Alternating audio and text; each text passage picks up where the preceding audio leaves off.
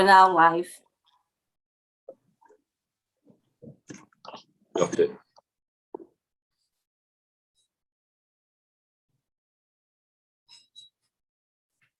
Okay, good. 6 o'clock, members, we'll get started. Welcome to this meeting of Children and Young People's Scrutiny. I'll do the formal bits and then I'll have a little chat. Number 1, substitutes nominated for this meeting. And apologies for absence. Hi, Chair. We've got Councillor Baines who's substituting for Councillor Ford, and we have received apologies from David Gott and Pranita Barath. All right, thank you. 2 members' interests. Members will be asked to display any disclosable pecuniary or other interest in item of the agenda, either now or at the appropriate time. Danielle. Sorry, Chair, just my usual ones. School Governor and North Halifax Partnership. Got you, thank you. Thank you. Admission of the public. If we were in public, we could be admitting people, but we are live on YouTube as well as streamed. Item 4, minutes of the meeting July 23rd and 28th.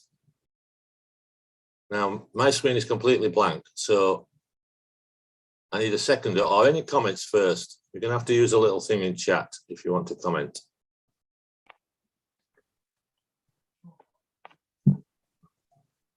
No? Okay, move on. I need a proposer and a seconder. If somebody can see what's going on, Lauren, that'd be good.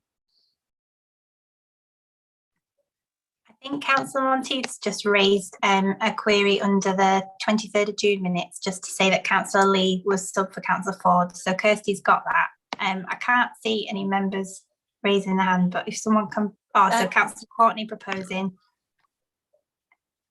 And Councillor Holdsworth seconding, thank you. Thank you. It's very difficult with my computer. Anyway, not to worry.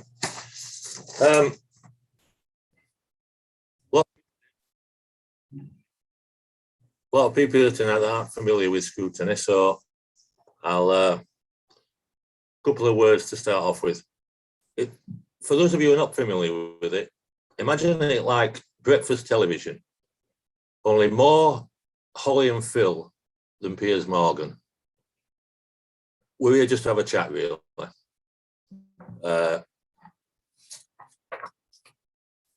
And there's a cast of thousands here tonight, so I'm going to try and keep it as tight as possible. First thing I'd like to do is, I see we have a lot of guests here for item 6, the early years item. And I think I'd like to do that first, so that the guests that we have, should they like to go for their dinner at some time, a reasonable hour, will be allowed to. Does anybody have any objections to that?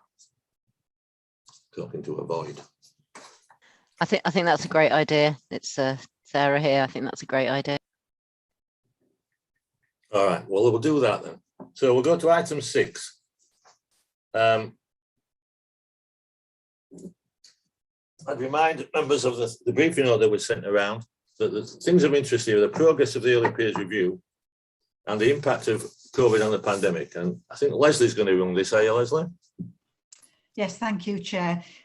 Obviously, the report's come out in quite a lengthy report, but details the progress made against the priorities from the peer challenge and also some items around COVID. But we are joined this evening by a number of guests who are frontline practitioners. So I don't propose to go through the report in detail as members have had that. There are 2 key aspects that we're going to look at. So the progress and implementation of the action plan since the early years peer review, and then the second item around the impact of COVID and on early years settings, children and their families, and the work that's underway to make sure that children can catch up and are school ready. We'll be really happy once our visitors have all spoken a bit to take any questions on the report and answer any queries that there may be. We have got a number of people, as I say, with us this evening. We had some more people who wanted to attend, who were keen to contribute, but are on leave. And in fact, Marie, who's with us this evening, who's our childminder representative, is so committed that she's joining us from her family holiday. I think she's keeping a camera off for connectivity. I can see she's actually, so hopefully her connectivity is good now. We've got people joining us from key services such as public health, health visiting, and our council early years and childcare sufficiency team. We've also got providers from our early years settings such as childminder representative, nursery and children's centres. They'll each introduce themselves and just raise a few key points around those two areas that we're looking at. And then once they're finished, we'll take any questions for the report, if that's okay, Chair. Perfect, let's go. Okay, right. I think Rachel's going to start us off from Public Health. Hi, Rachel Smith, Health Improvement Specialist from the Public Health team at Caldwell Council. I'm just going to give a bit of an overview really of the key focus of things I've been working on following the speech, language and communication peer review that the Local Government Association undertook in February 2020. So one of their 9 key recommendations was around the council needing to determine leadership for early years and develop structures around this. So as a result, we've established the Starting Well board, and that has happened in September 2020. And that's really sort of consolidated our partnership and integration approach to early years, and it's formed the first step to achieving sort of a shared vision as well. From that, in December 2020, we have taken the opportunity to work with the Early Intervention Foundation, and they are a charity that has a pivotal role in terms of looking at effective early intervention for children and young people. So we worked with them to complete their maternity and early years matrix, and we did that alongside stakeholders from across the early years system, from maternity through to early years providers. And that has really given us a sound basis and framework that we're going to be able to work on alongside a report of recommendations around 10 key areas for action, progress and ultimately improvement in the early years system. Both the Starting Well board and the EIF work, the Early Intervention Foundation work, have strengthened and really built up our relationships across the early years system, and they've really driven forward pieces of work, one of which is the family journey, which I think you've seen in the report that was submitted to Scrutiny. And that is really around a first step in having a consistent offer to families around what is the early years support available from preconception through to the child starting school. And that very much is part of the government-led Some Best Start for Life guidance. So we're kind of ahead of the game there with getting on with that piece of work, as it's part of the government guidance too. So turning to sort of the areas of focus now that we're looking at and we're working on. So we have senior champions from the leadership team who understand and endorse and actively shape our Starting Well strategy and are involved in that. But going forward, ultimately, we want to involve parents and carers and have their voices heard. So we're looking at how we can better support parents and carers to be community champions, to sort of co-produce and be involved in shaping the strategy for early years in Calderdale, so that their voices are heard. And part of establishing that will be involved in our strength and needs assessment work that we're going to be commissioning shortly from Public Health. And this will cover sort of looking at areas where we are weak and where we need to improve, but also looking at what assets we have in Calderdale, what is working well and what can we build on. And in terms of that strength and needs assessment, we'll also be looking at questions around the impact of COVID-19 and what they've had on families in the early years. So hopefully we can work with them to understand our population and from their perspective in terms of what they want support on, rather than it coming from a service level perspective. And that's really important that we get the views of families in terms of what they want from the system going forward. And we can share that with members of the Scrutiny here once the report and the findings of our strength and needs assessment has been completed. So having that will help to shape the knowledge and information from families, but also key to what we're doing going forward is looking at data and data sharing across the early years system. And that is really important for us to be able to understand the needs of families, but also to put children and families at the heart and the centre of our approach. And ultimately, our framework from the Earlier Intervention Foundation is going to support that and embed it all across this system and given its areas for improvement. Now, the report from the EIF is going to be shared with the Starting Well board members in September, and following that, we'll be able to share it with the CYP Scrutiny members as well. So that is just sort of an update in terms of where we are at the moment. And I believe Tina Southers from our Health Visiting Service from Locala in terms of who we commissioned to provide our statutory support for families on the Healthy Child programme is going to give you a bit of an overview of how they're supporting this work. Thank you. Thank you. Hi. Thank you. Do you have questions now, or do you want to move to the next one, Leslie?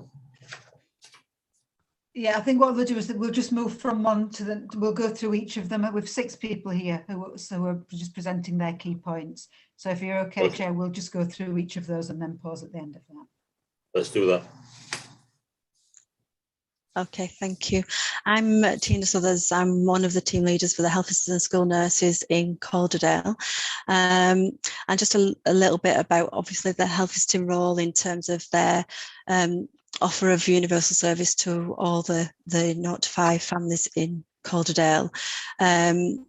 We have in Calderdale, we actually deliver 6 mandated contacts as opposed to the national, which is usually 5. So we already offer 1 extra contact in health visiting, and we do believe obviously that every contact that we have is countable. We have faced challenges over the last 12 months, as has everybody. In particular, we have national recruitment issues, which we are in Calderdale coming up with our own solutions in terms of growing our own workforce. So in the Health Visiting Service, we've particularly we've employed staff nurses to work with our health visiting teams, and we've secured them a place on the actual specialist community public health nurse training, and so that they can train to be health visitors or school nurses, and then following the training they have a secure job offer as well in Calderdale. So that's what we're doing to help to reduce the problem we have in recruitment. In terms of the pandemic, again, a challenging year. In the initial phase, we had 1/3 of our workforce redeployed to support the delivery of childhood immunisations, which obviously is a vital piece of work to be maintained. We developed other ways of working with families to make sure that we kept up the service delivery. So we trained our teams in terms of virtual technology, video conferencing, when face-to-face contacts couldn't be achieved. We were also involved in the coordination of vulnerable children lists with partner agencies, with local authority, to make sure that the children that were most vulnerable in our communities would not be missed, and they would get contact within those families. And that was a really successful piece of work. In terms of the peer review, we've looked at speech and language within our organisation, and we've developed, well, we've trained the majority of the staff in the workforce. Over 84% have been trained in speech, language and communication, which was the trainings that was developed by the Public Health England. And from September this year, we will be rolling out some further training, which is the ELIM training, which is early language identification measure. We're working with our IT departments as well to make sure that we can pull off the relevant data so that we can demonstrate some outcomes from this work.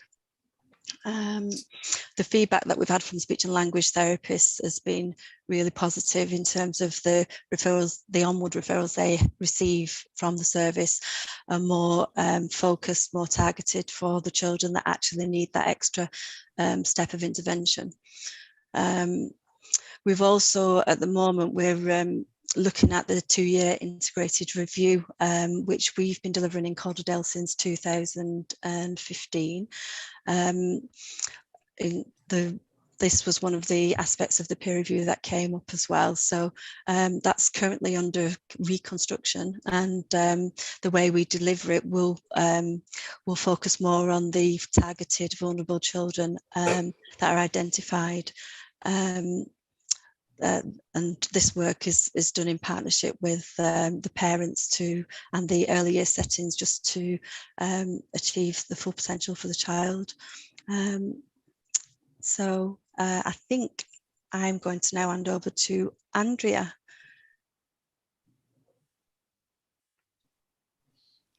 Thank you, Tina. So I'm Andrea Briggs. I'm the Children's Centre Manager for the Children's Centres in Central Calderdale.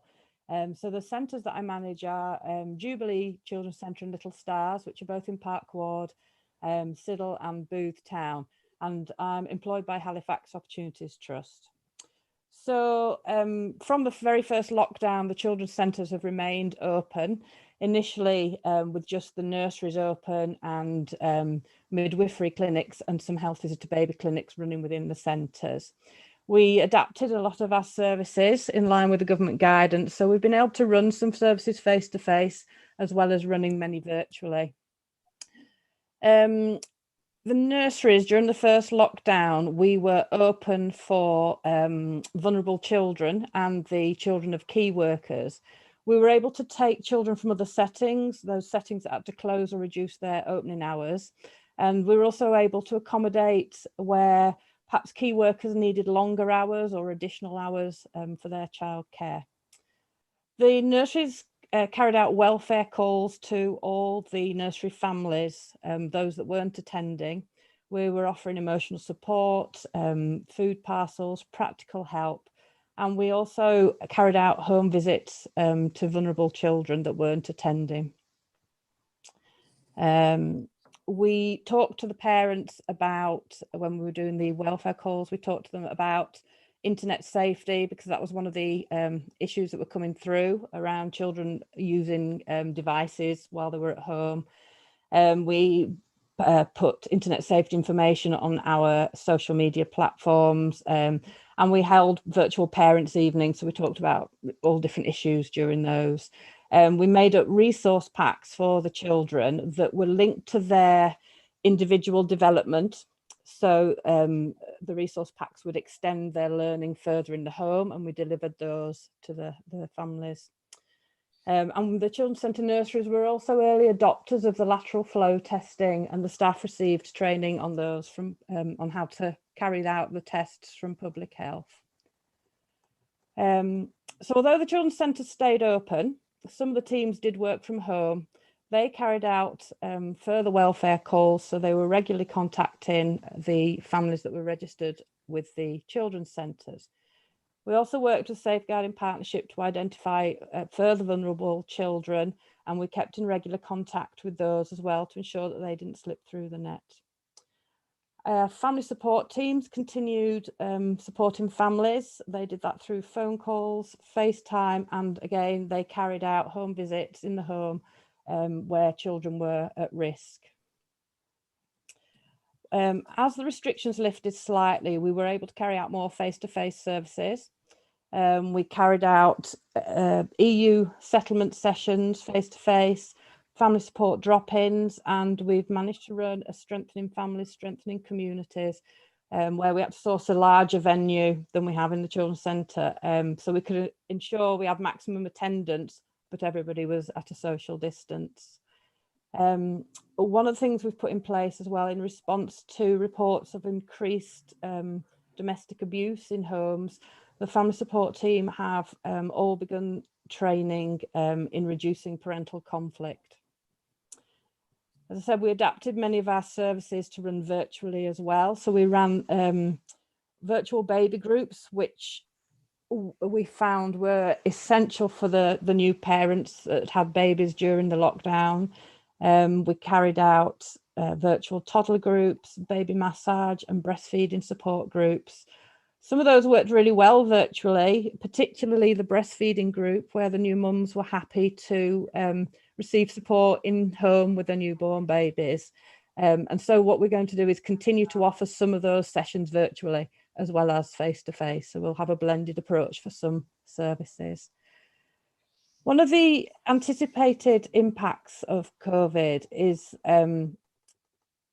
increased numbers of children with excess weight and obesity. So we have delivered a range of services to address that. We have filmed some online cooking demonstrations of how to prepare healthy meals. So it might have been perhaps like a pizza that had a cauliflower base or something like that. And then we've delivered the ingredients to families' homes so that they could make those as a parent and child activity, but then enjoy a healthy meal.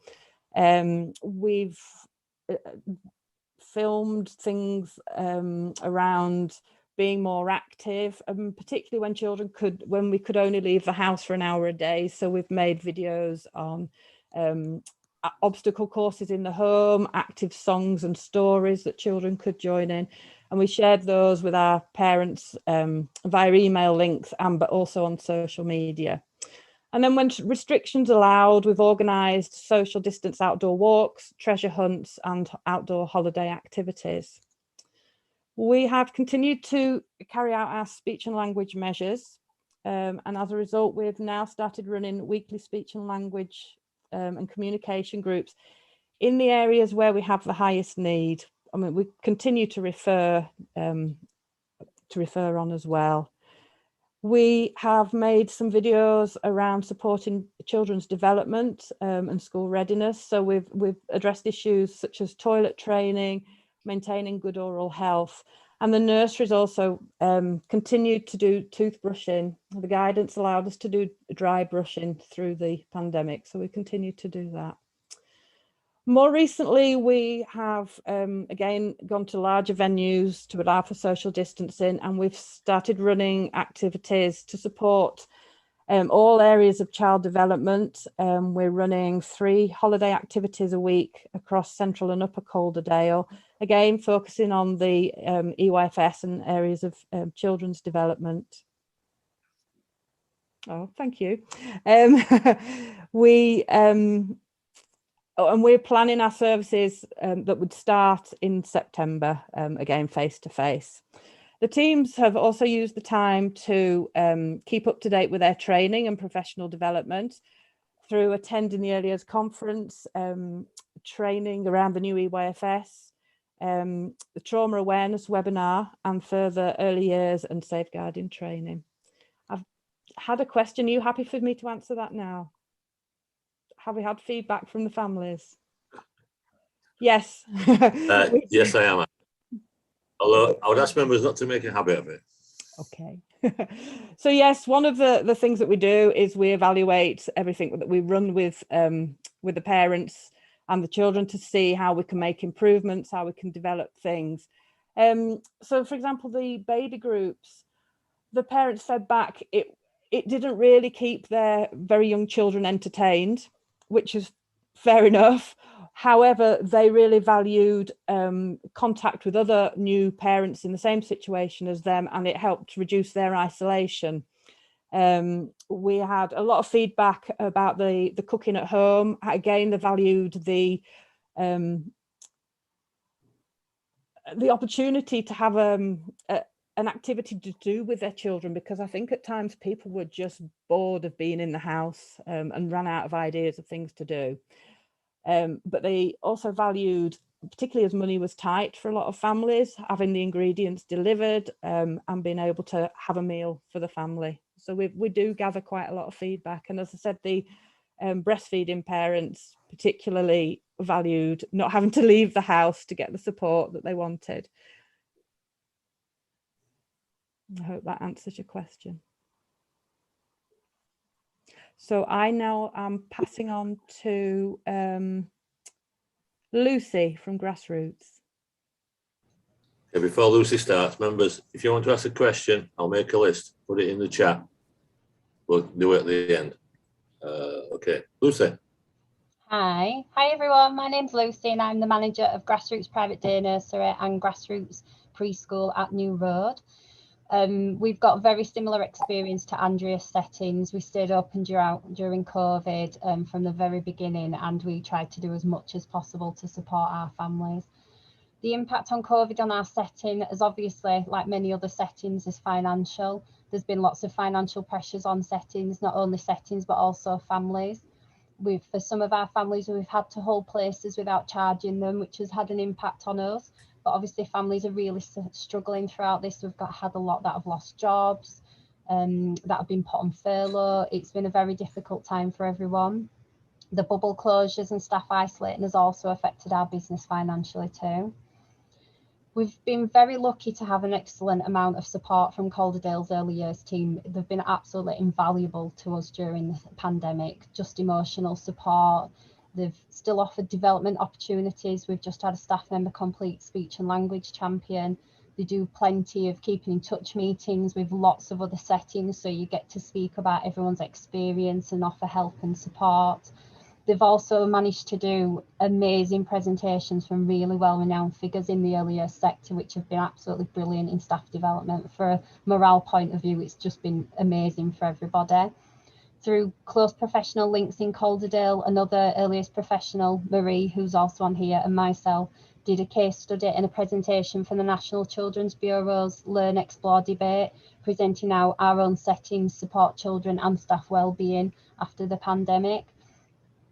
Within our setting, we've had to support families that are really struggling. We've had to offer hot meals, we've sourced food parcels from local food banks, we've had to give them emotional support and advice, and we've even ended up giving free sessions to our children for families in need because they just had no other option, and we wanted to keep the children coming into nursery.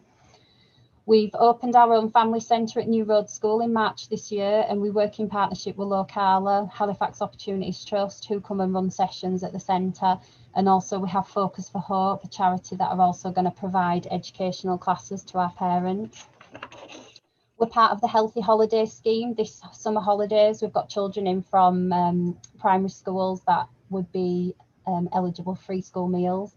This is really helping towards the obesity crisis. And as a setting, we're finding it's really helpful because the children that would be term time only, we wouldn't see for 6 weeks, we're still seeing them because the siblings are attending this. We've also been contacted recently by Magpie, who are commissioned by Calderdale to come and do some food resilience surveys with our families. And we work quite closely with Locala to provide oral health support to our families. The challenges that we seem to still be facing, we don't have enough nursery places. We're constantly turning families away, especially families with children under 2, with parents that are returning to work. The bubble closures and the isolations recently have been quite difficult for us financially as a setting, and also our families.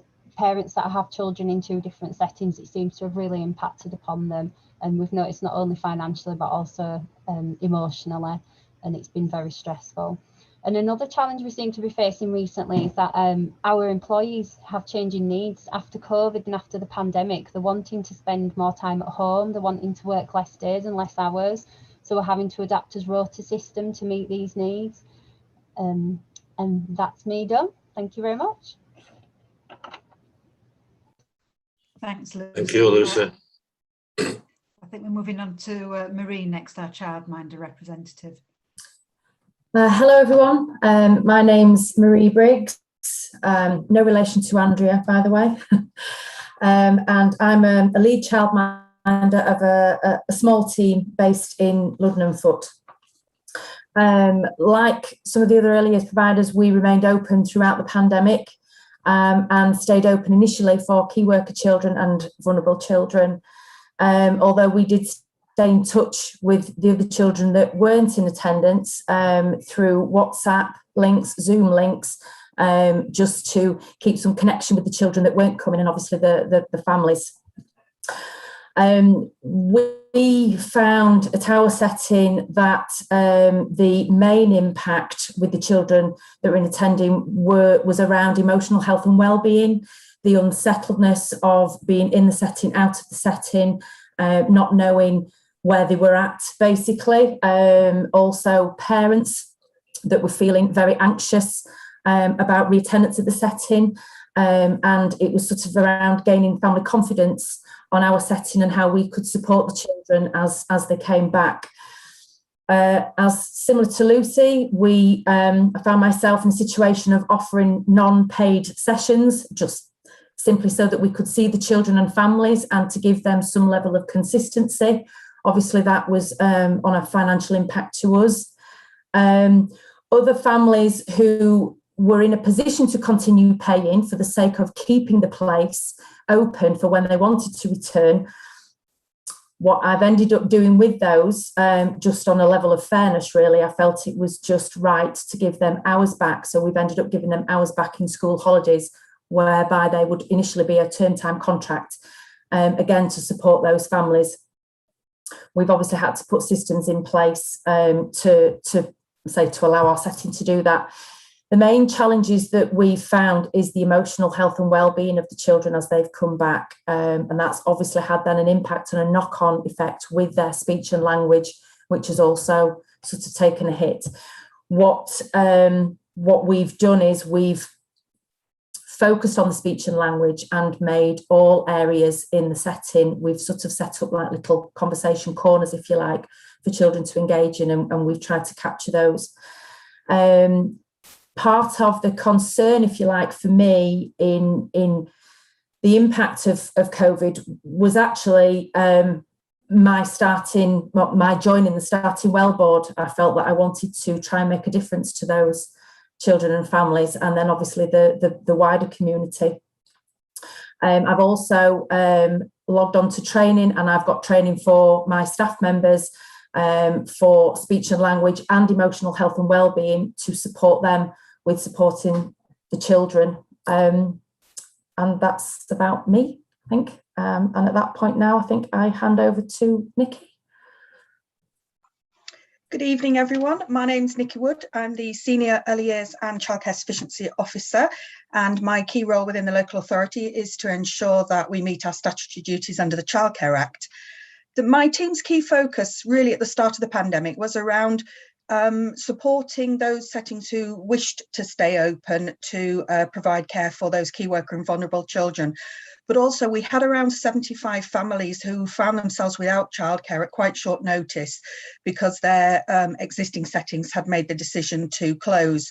So we had a larger number of children who we had to kind of relocate at really short notice. So we're very grateful to those settings who were able to accommodate those children.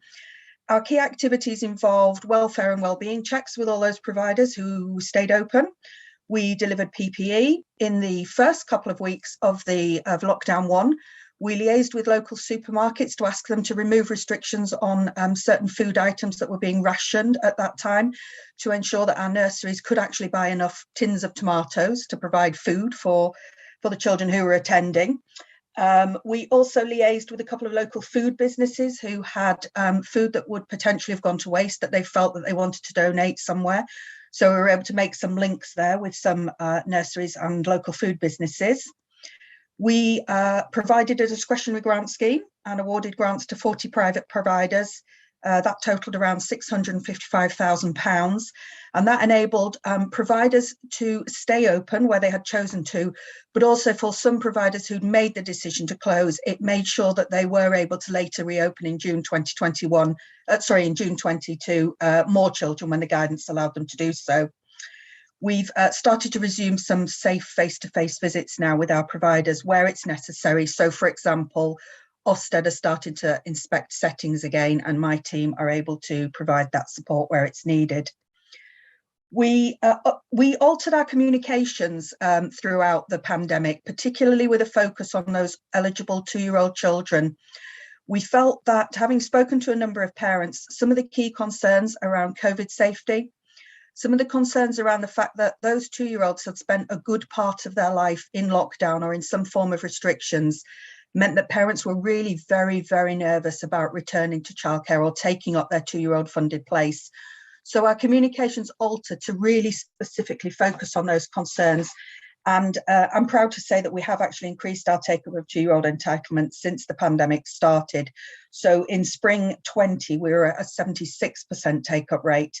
And in spring 2021, we were at an 81% take-up rate against a national average of 69%. We're fourth in the region, so we've got a little target there that my team are working on. We've carried out 3 separate sufficiency surveys with our childcare providers. In autumn, we wanted to assess generally what was the state of the market, having been out of lockdown at that point for around 3 to 4 months. We wanted to assess, particularly then in the spring, what the state of our out of school sector was. So this is a sector that primarily provides wraparound childcare for children aged 5 to 14. And because a lot of those children had not been able to attend school during the January to March lockdown in 2021, we felt that that was a sector that was quite precariously placed really in terms of future sustainability. So we've had some feedback from that sector, and we have some ideas around how we can better to support them to kind of remodel some of their businesses. And then we have just completed a recruitment and retention survey with the sector. There's a national and a local, it has to be said, recruitment crisis. And I think Lucy alluded to some of that really with the changes that staff are now looking for in terms of their working hours. But equally, we're seeing that there aren't enough qualified level 3 practitioners coming through for our children's centres and for our private providers to be able to employ. So that's a particular challenge. Moving on and thinking about a world beyond the pandemic, I suppose, we're now turning to our education recovery plan and the key 4 strands there, thinking about what does education recovery look like? What can we do around well-being? What can we do around workforce development? And, what do we need to do around digital inclusion? We have a real focus in my team on business modelling for the sector. So there's been an absolutely seismic change in the childcare market. And we're really advising a start again approach, really. Rethink your business, build it back up from the ground. We know there's uncertain parental demand, but what might a new childcare model look like for you, really? And we're also starting to think about introducing new workforce development opportunities. So we have a really exciting anti-racism in the early years session planned for the autumn term. And we're also starting to plan now for some climate change and sustainability work in the early years sector.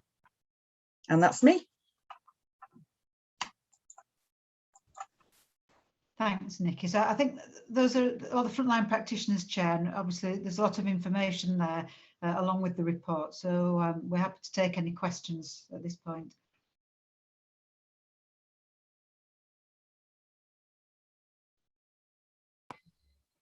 Councillor Raystrick, I think your microphone stopped working. Shall I ask Councillor Courtney to step in? Do you want to rejoin?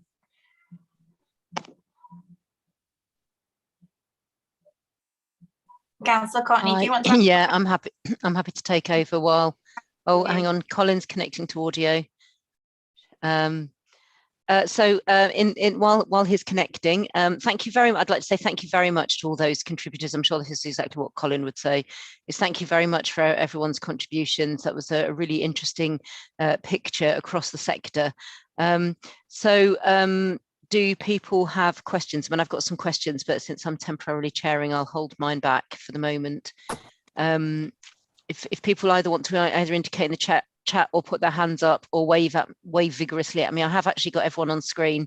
So if anyone's got any questions that they would like to pose to, Dot, sorry, Councillor Foster. Thanks, Sarah. I think this is a question to Lucy.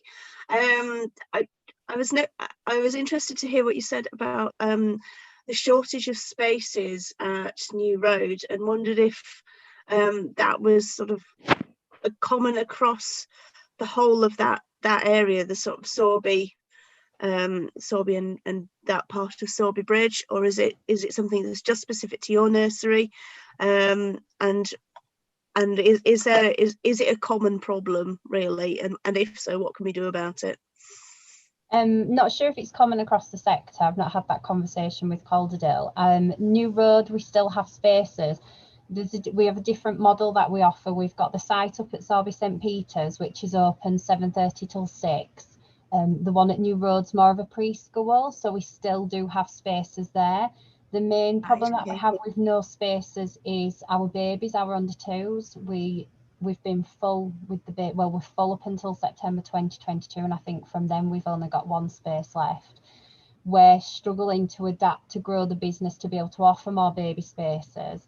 From what I do know, I do think there is limited spaces in Sorby Bridge, but that will probably be a question for Nikki. But yes, in terms of 2 and 3 year olds, we still have spaces for them. I think a lot of the families we have that live in Sorby don't necessarily want to travel down to New Road to access the provision. Obviously, if we don't have space up here, we're the closest to them at New Road. Thank you. I don't know, Nikki, did you want to come in on that? Yeah, I think I can just provide a little bit more information around that, really. We've traditionally always had lots of spaces for 0 to 2 year olds across the whole of Calderdale. That's not to say we haven't had certain little hotspots where it's been a little bit tight, but we've usually managed to find enough spaces, and that's partly because of the pretty generous maternity leave provisions that we have in this country. So mothers particularly are often able to stay off on paid maternity leave for quite long periods of time with their young children. I think we're seeing more mothers going back to work earlier from maternity leave in the last couple of months, and I think that is starting to cause us a few pressures in some places, and I think some of that is driven around employment uncertainty and employment vulnerability at the moment as a result of the pandemic. We've certainly talked to a couple of mothers recently who feel that they've almost been forced to come back to work maybe a little bit earlier than they might have chosen to do otherwise as a result of the pandemic. We carry out termly market analysis of places and demand, and we do a full childcare sufficiency assessment every year. So we will keep a close eye on it. Thank you. Thanks very much. Colin, are you still in Communicado? Can you? There you go. You're back. You're back. You can take over again then. Yeah. Well, like you run the rest of this survey, it doesn't matter. I have a question for the non-council people around, so Andrea, Lucy and Maria, really about the council needs to do, part of the peer review is suggested that we need to form an integrated approach, and with a consequence of starting well board. Do the 3 non-council people think that we've reached out sufficiently and that they are involved in this strategy, and are they aware of the starting well board even? Yes, I can start. Silent. Okay. I think we're all aware. I've certainly met Lucy and Marie through these meetings, through the starting well meetings and the various task and finish groups through that. I can say I actually joined the Starting Well board, actually, if you like, from the impact of COVID, because I was quite concerned, I think, not only from the families that I'm working with, but also what I felt was the wider community. So it actually kind of spurred me on to try and do something a little more. So definitely from the Starting Well board.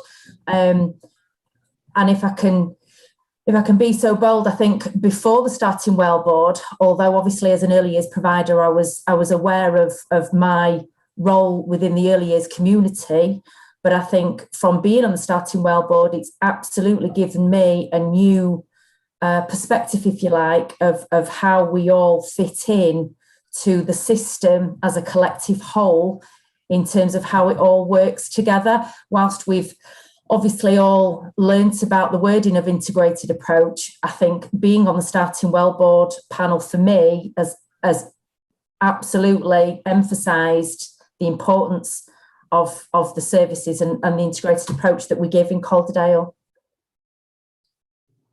Lucy? Yeah, I'm also on the Starting Well board, and I can't echo enough what Marie said. It's absolutely invaluable for us to be able to have that integrated approach and work with other agencies and have a really good understanding of what early years is from all the different sectors. And I really do feel like we've been listened to. They're always asking, you know, what's your opinion? How do you feel? There's always emails pinging back and forth. I really do feel like a valued member of the team, definitely. Well, that's I'd almost I thought Leslie might have written those answers for you. That's brilliant. Emma.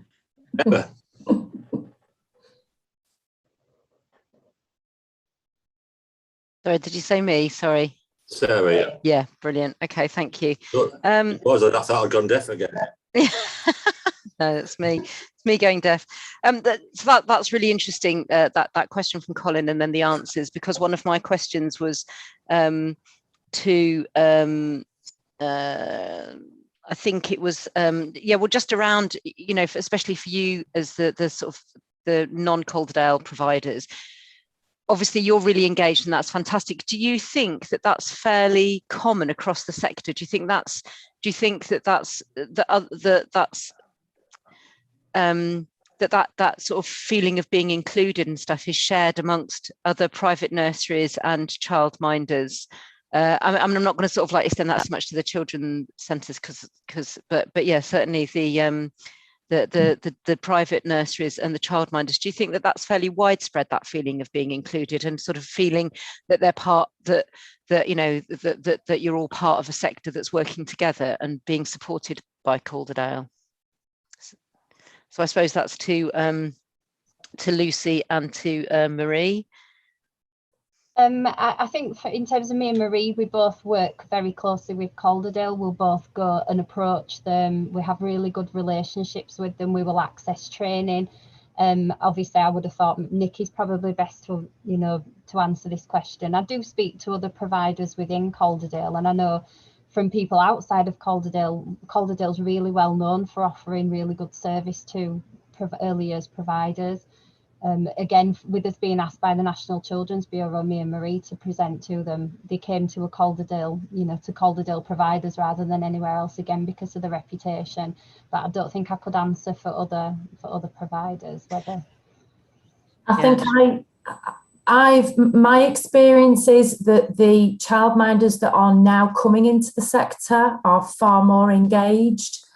I think there are some childminders that are maybe at the end of their childminding careers that maybe aren't so engaged, but I think that doesn't necessarily say anything about Calderdale and about the Calderdale approach of wanting to include childminders. I think that's probably more about a personal feeling from those childminders that are kind of, like I say, coming to the end, and therefore my experience of the newer childminders, if you like, not necessarily new within their early years careers, but new into the childminding role, is that they are very much engaged and very much want to participate in anything that Calderdale offers.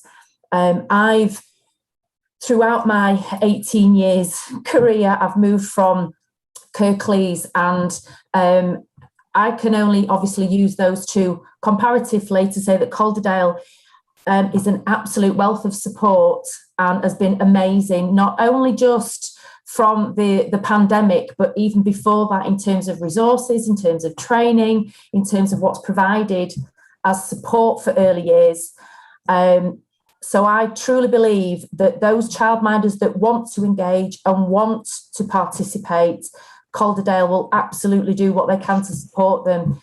Those that don't want to, like I say, for reasons of their own, but yeah, I would guess maybe some of it is, like I say, coming to an end of career, or even, dare I say, an age thing. They get to a point where it's not really what they want to do anymore. Thank you. Thank you. All right, thank you. I can see Rachel. Sorry.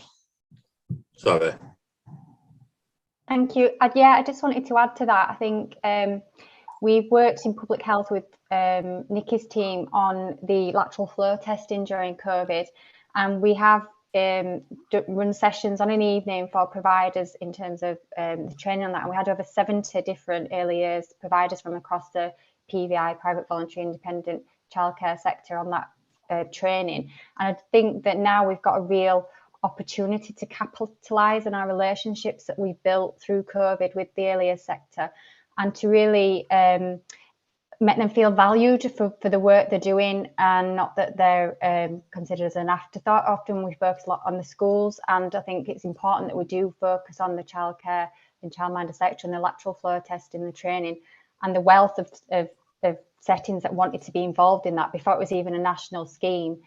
Just highlights, you know, what potential is out there to work with these settings and to really build on that relationship and that has sort of been established. Thank you. Sorry, Chair, I have got a couple of other, you'll be surprised. Keep going, Sarah. I've got some other questions. Okay, so just sort of going back to specifically the things that were mentioned in all your presentations, and I do want to reiterate my thanks to everyone, not just for coming this evening and giving up your valuable time, but also for this brilliant work that you've done over the last, well, not just over the last 18 months, which has been under particularly difficult circumstances, but just sort of generally helping to care for the young people in our borough. It's fantastic. So just about Tina, you talked about the speech and language training. This is just a very quick question. You said that because of all the speech and language training, you've ended up making more referrals, which is really positive, because obviously, we know that early years language is so important. Are there enough speech and language therapists to take up the extra referrals? How's that sort of being? I'm not sure about the workforce in CHFT, unfortunately, so I can't answer that specifically in terms of their manpower. What I can say is the referrals have been more appropriate referrals. So whereas before the health visitors who've done any assessments or the nursery nurses might have referred on sooner, when rather than give some strategies or do some work with the family, they've been able to do that work instead with the family and to encourage that speech and language development within the home learning environment. And so that's prevented a referral on to speech and language therapy. So the referrals that they've received have been more appropriate referrals for those children who needed more targeted support. Excellent, actually. So that means that then, yeah, that they will have more capacity. Yes, yeah, they'll have the more capacity to deal with the children that need it the most, I suppose. Yes. Yeah, fantastic. Okay, that's really interesting. Thank you. So Andrea, you talked about your training about reducing parental conflict, which sounds brilliant. That sounds like a really interesting piece of work. Just out of interest, though, I mean, it's great that you're doing it, but we have been about data as well. So how will there be any sort of evidence about how effective that has been? So, I mean, are you looking, is there anybody, I'm not necessarily you, but is anybody then going to be looking at to see if, have domestic abuse referrals reduced either through Maston Cat or via the police? I mean, is there any way of sort of gauging that, the efficacy of that training? Yes, I'm sure there will be a way of doing that at the moment. The teams have done the online training and they're hoping to do the face-to-face as soon as possible now those restrictions have lifted. We have seen in some areas an increase in domestic abuse, but not across all areas, if that makes sense. So it will be monitored. I mean, it is. I'm sure it is, as to what impact that has had. But it would be in partnership, as you said, with police and MAST as well. It won't just be the children's centres that would. Yeah. So I don't know. I mean, if I don't know, Julie, if that can be sort of looked at, so if there's any, I mean, I'm not, I know it's a relative, potentially a relatively small strand, so it shouldn't, I'm not sort of saying be a disproportionate amount of human hours to sort of follow that up, but I suppose it would be interesting to, to just see if there's any way of sort of looking at that, because I mean, it's really, I think these things are really good and you don't always need an outcome, but I just think if it can be seen to be really positive, then that maybe would help. So, if we can see any sort of positive outcomes, then that might help actually roll it out further, or attract funding to be able to deliver more of that sort of thing. So that's my thought behind it, not testing. I will have a look, Councillor Courtney, for you to see what's there, and if there is any data, I'll drop it to you during the week. Yeah. Okay.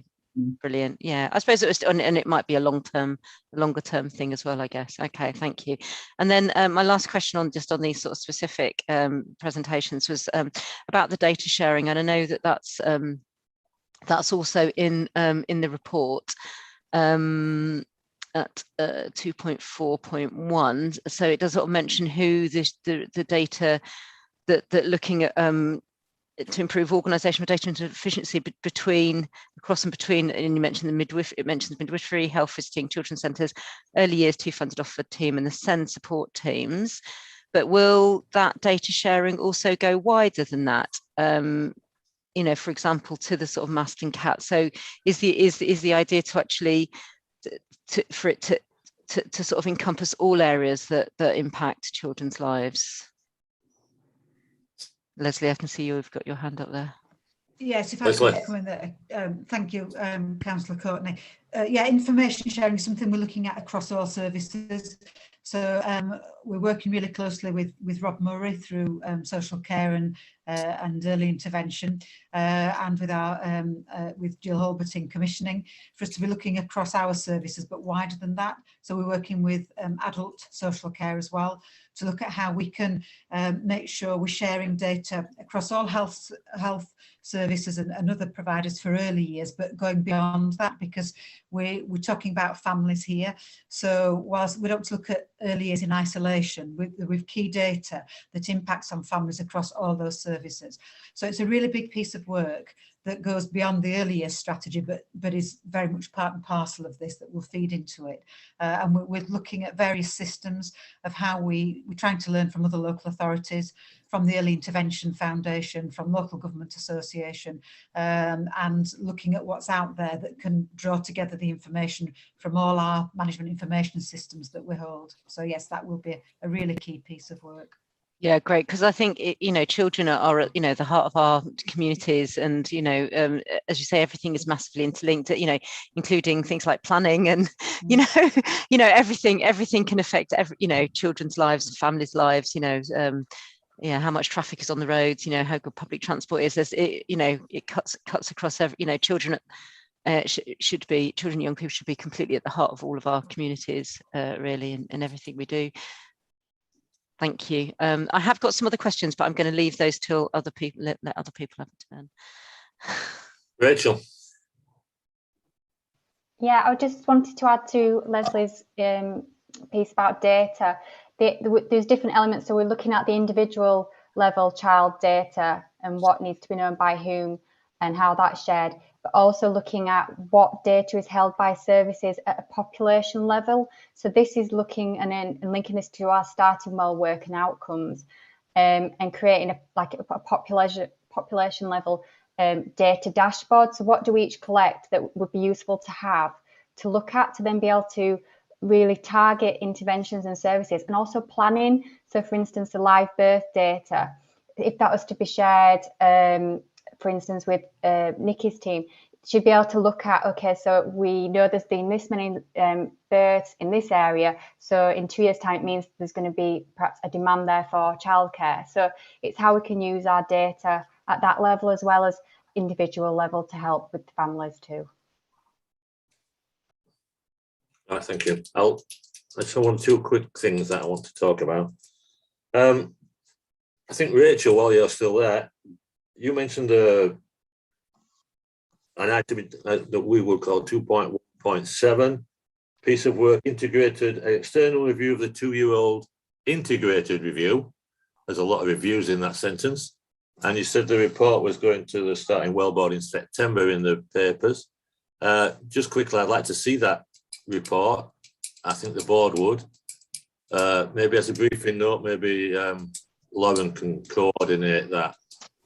Yeah, it's actually related to the Early Intervention Foundation Council Restrict, the report that's going in September to the Starting Well board. So we can look at sharing that as well. Yes, that's related to the Early Intervention Maturity, Maternity Maturity Matrix. So you just give yourself another job then. I want to see that report as well. Thanks very much.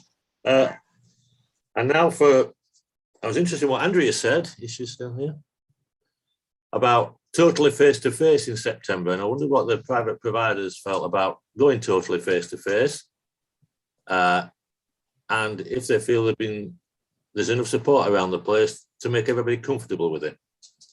So that's really from Andrew and Lucy, I think, and Marie. So I was talking around the groups and activities that we run for families when I said totally face to face. So we have found, because parents were telling us they really wanted face to face activities to start again, and when we've put them on, we've found a reluctance for people to come in and join in. They're happy to do that outside, but they're less happy to do that inside. So we are talking with families and promoting on how we're keeping people safe, what we can do. Parents are more than welcome to wear the face masks. We've got the sanitizer, we're cleaning before and after activities. The toys are sanitized between use. Children are encouraged to wash their hands. We are sort of trying to promote that. I think initially when we started with our virtual groups and virtual activities, we had to encourage the families and almost show them, demonstrate to them how they could use devices to access. And now we're going back the other way, if you like, and we've to sort of start encouraging parents to come back to do the activities. All right. Lucy, care to comment? Yeah, of course. Like Andrea, we've been running parent and toddler group sessions at our family centre at New Road. Strangely, we've had the opposite. We've actually got waiting lists for people to attend our set. I think we're limiting it to about 16 families per session, and we've had waiting lists on ours for people wanting to come. So we've had the opposite effect. We've had people not really wanting to do the Zoom calls, but we've had them really wanting to come along to the stay and play sessions. We've had a lot of parents asking us about, with the restrictions now, not being in place, whether they can start coming into the nursery again. This again is something that we're not sure what other nursery settings are doing. We've not necessarily had much guidance on this, on what the providers are doing. So I would actually be quite interested in talking to other settings, because from our personal opinion, since COVID, we've actually found it's been better for the children. There's been less anxiety when parents are coming in to collect children. The children aren't getting anxious and getting upset because it's not their turn. So I do think maybe that's something that we can discuss with the early years team about how other nursery settings and childminders are going to look at a new model of parents collecting and picking up their children. It's going to be quite an interesting one to see what's going to happen there. That's absolutely fascinating. I hope Julie and Leslie were both listening to that. That's very interesting. Marie, care to comment? Yes, I think, well, face-to-face, we've done face-to-face throughout, really, but very similar to Lucy, we adopted the system, if you like, of parental handover from the door without allowing parents into the setting. We've continued to do that. And I suppose in answer to you, Lucy, if it helps, we've opted at our setting to continue with the handover at the doors, simply because, as you've quite rightly said, we've noticed that the entry into the setting in the morning from a child's perspective seems to be more positive when, forgive me, but the parent isn't left sort of hanging around at the door area or the foyer or reception area. We've actually found it's been better for the child. So we've decided that actually we're going to continue with that system and we're going to keep that in place, because at the end of the day, for us, absolute paramount is the child's support, and particularly with what we've found, as I said earlier, the emotional health and well-being of the children coming in is massive to us, and that's what we feel needs to be supported. So we will be continuing with the handovers at the door. Other than that, we've been continuing face-to-face throughout. Thank you. Leslie? Yes, Chair. We have a safe education and childcare group that meets, that's met weekly throughout the pandemic, and public health are part of that, and we send out an update from that following the meeting. We have had an early years and childcare representative on that from a PVI nursery, who I don't think has been able to attend every week. It's a very, it's a huge commitment to come during working time each week. So we've just changed that system so that Nikki or one of her team is coming, so that they can make sure they represent the sector and share information and cascade that out and make sure that's there. What we'll absolutely do, Lucy, this week is make sure on the update we put on some guidance for earlier settings around the issues that you've just raised there. So we're meeting this Friday and there'll be an update coming out from that. Councillor Foster Dot. Thanks, Chair. I was just wondering, from my memories of being a parent with a child in nursery, one of the things I really appreciated was being able to go in and see what the children had been doing. Now, I completely understand the dilemma between that and the sort of level of sort of upsettedness, if you like. I'm making words up here, but you know what I mean. At the nursery door. So I was wondering, are parents still able to go in and see what their children have been up to? Do they still have that level of contact with the nursery? Because I found that really important when my youngest was at nursery in particular.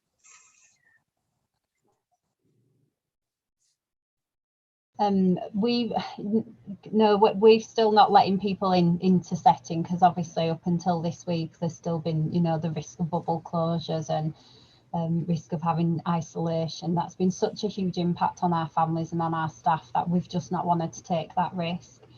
We've obviously on the doorstep, there's still been the same handovers, but yes, that has been one concern that parents have raised to us, that they're not getting to come in and see the nursery setting, they're not getting to come in and see what the children are doing during the day. There's obviously been quite a big move with a lot of nurseries onto online systems, so where you're taking photos, you're videoing children throughout the day. We've managed to have sessions on an evening, or where they can book systems where they can come and look around, and we've actually got some stay in place sessions booked in next week where the staff and the children will be shipped out to another room or to outside, so parents can come in, spend some time in the room, they still get to see. But yeah, this is definitely something that I think could be really interesting to have a discussion across the sector in Calderdale, to see what others are planning on doing and just sharing good practice and seeing what's going to work best for both families and the children. Marie. Yes, we've adopted a system called the Class Dojo system, which was taken actually from my daughter's school, but also the school that I'm chair of governors at.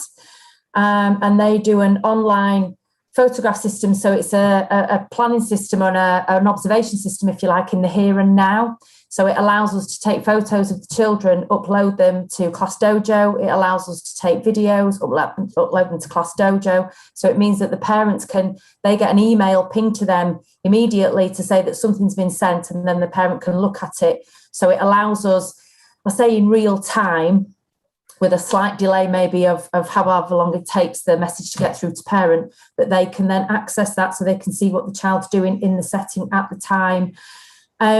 We've also allowed visits to the setting and sort of settling in sessions around evenings and weekends, so they haven't been at the same time as the other children around in a working capacity, if you like. So it allows the parents to come and see the setting, but maybe not quite with an ongoing bubble, if you like, until they've obviously made the decision for the child to come, and at which point then we've obviously made some sort of plans and systems to integrate that child into the setting at that point.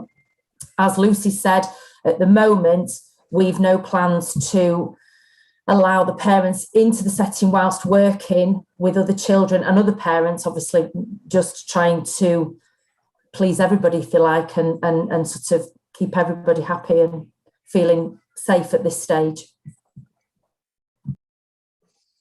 Thank you, Mary. Nikki. We have a Facebook page which is liked by a good proportion of our childcare providers across Calderdale. So we'll definitely pose that question for you tomorrow, and we'll get back to you, both Lucy and Marie, with some thoughts around what other providers are doing. All right, brilliant. Interesting topic. I have just one or two really quick technical questions. 2.2.2, I don't know if this is for the funding has been identified for a project manager role. When will this be appointed? As I understand, it's fundamental to the success. I'll come in on that one, Chair. It's going to advert this week. It's been approved by the VRG. It's been graded, and the advert's been drawn up as is with HR now to be advertised this week. We hope to appoint as quickly as possible. Perfect. Maybe this is for Rachel. The next one, 2.5.2. Public Health at Calderdale are carrying out a mapping exercise. When are we doing that? That mapping exercise, Chair, is related to engagement across the sectors and providers to see what they currently do with parents and carers around engagement and co-production. The survey has been out for, I think it's been 3 weeks. It's just closed last Thursday, and we're just analysing the data to find out what is going on in different areas. It will also help to contribute to the strength and needs assessment as part of that as well. Excellent. Sarah. Thank you.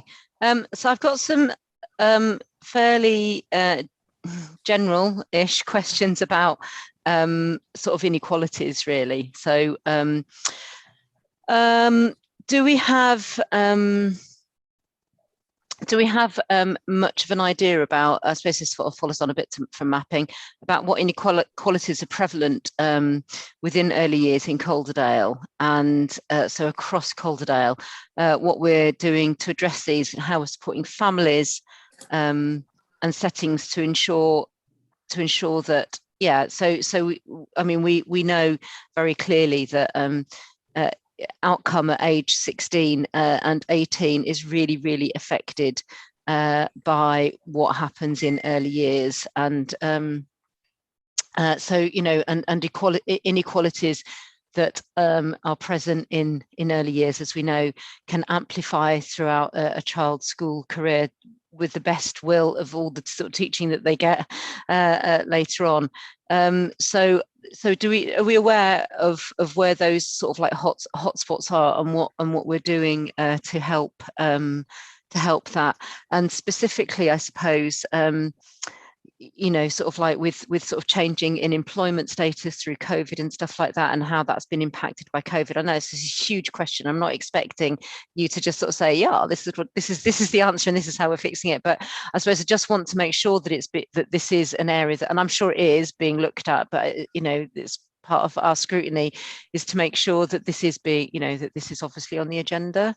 So that's my first bit of question. If I start that off, other colleagues may want to come in on that one. That yeah, I think the whole early years work from the inviting the LGA peer challenge in was all about reducing inequalities.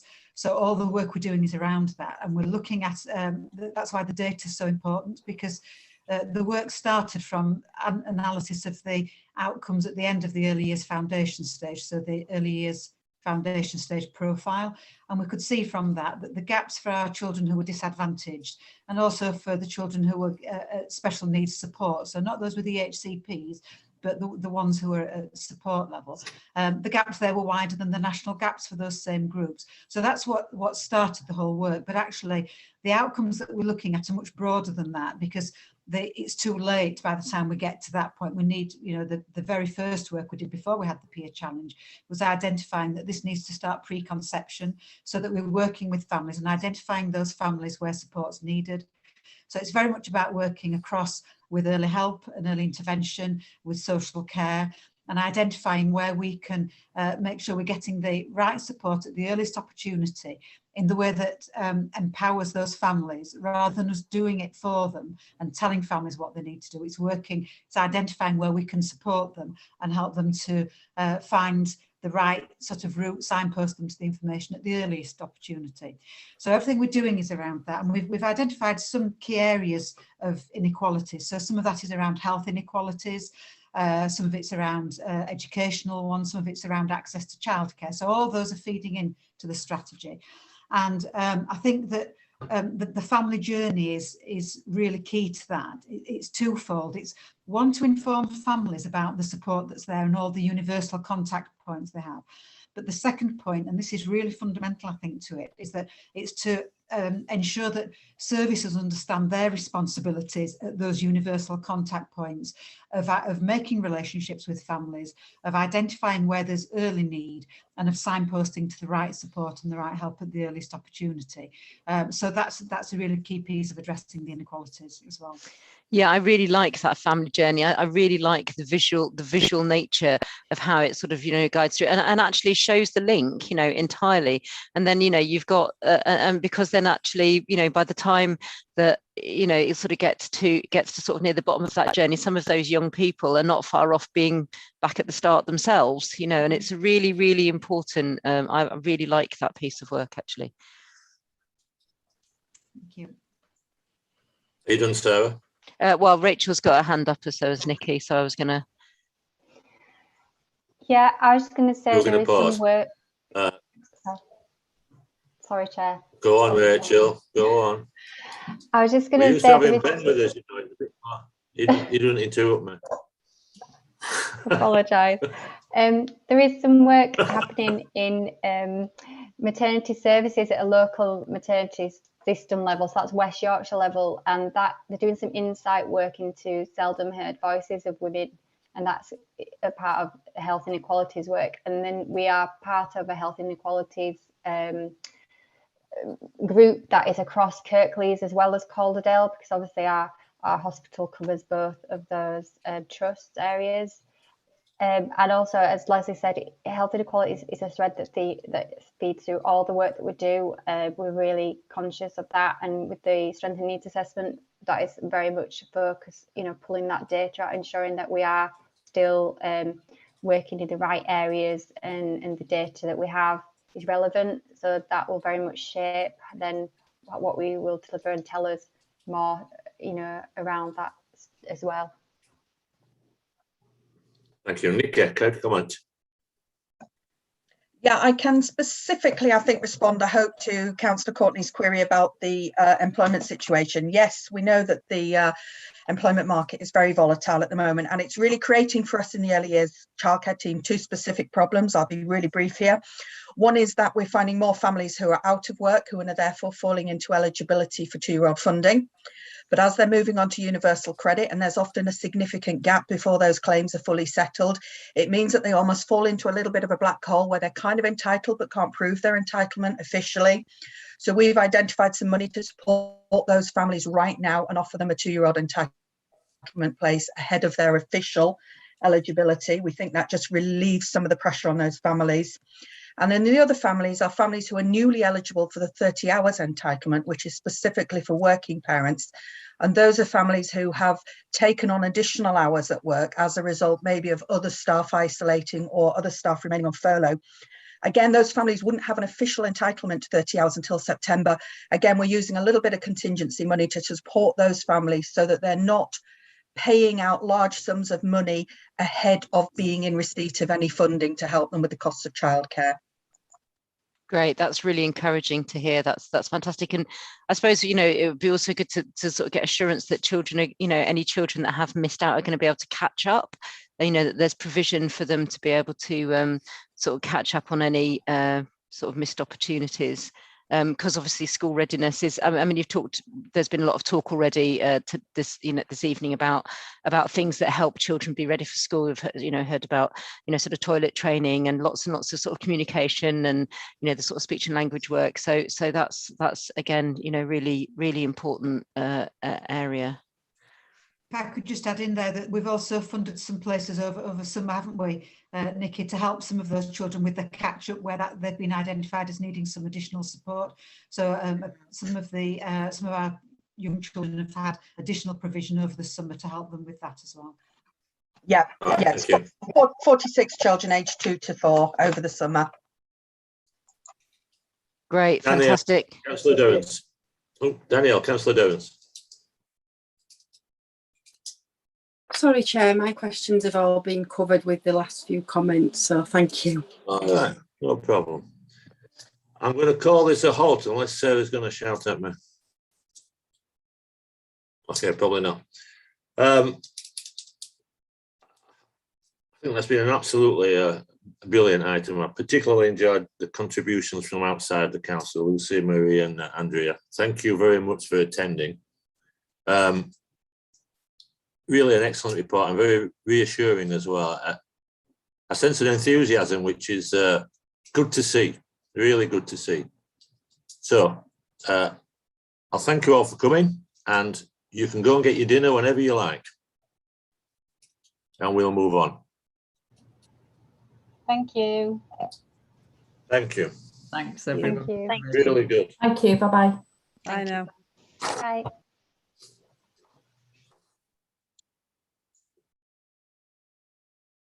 All right, I think we're set to go. That was, we've been on that a long time, but I think it was worth it, members. I thought it was an excellent piece of work.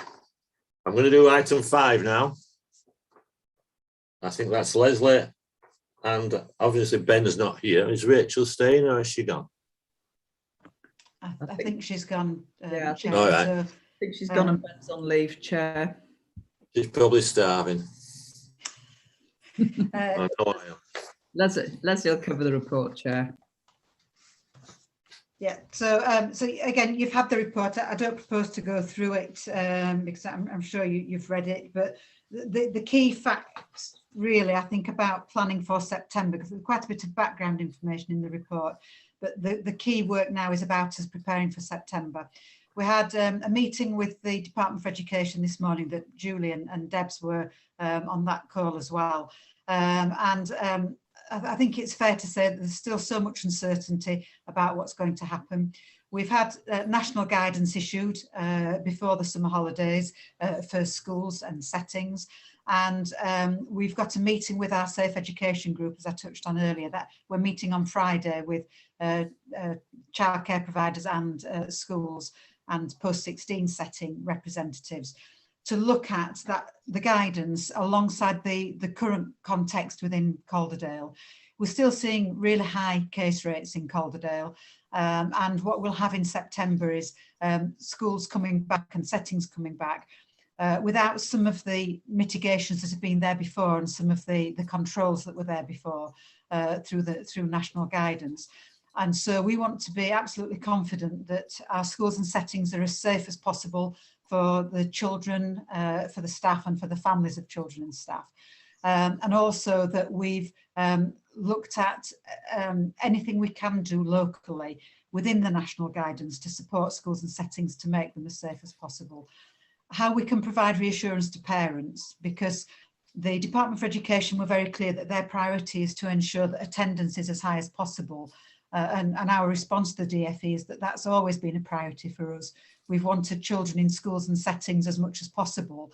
And where attendance has been lower at times, it's because there have been outbreaks and the legal need for people to self-isolate. You'll see from the report that our attendance has actually been really strong, given that case rates in Calderdale for most of the time have been higher than national. Our attendance has been really strong. So it's how we can assure parents that schools are still safe without some of the mitigations that we've had in the past in place, and how we can work together to keep children in school and keep them safe. So there are a number of things going on. There's a testing process that will be in place from the first week of September.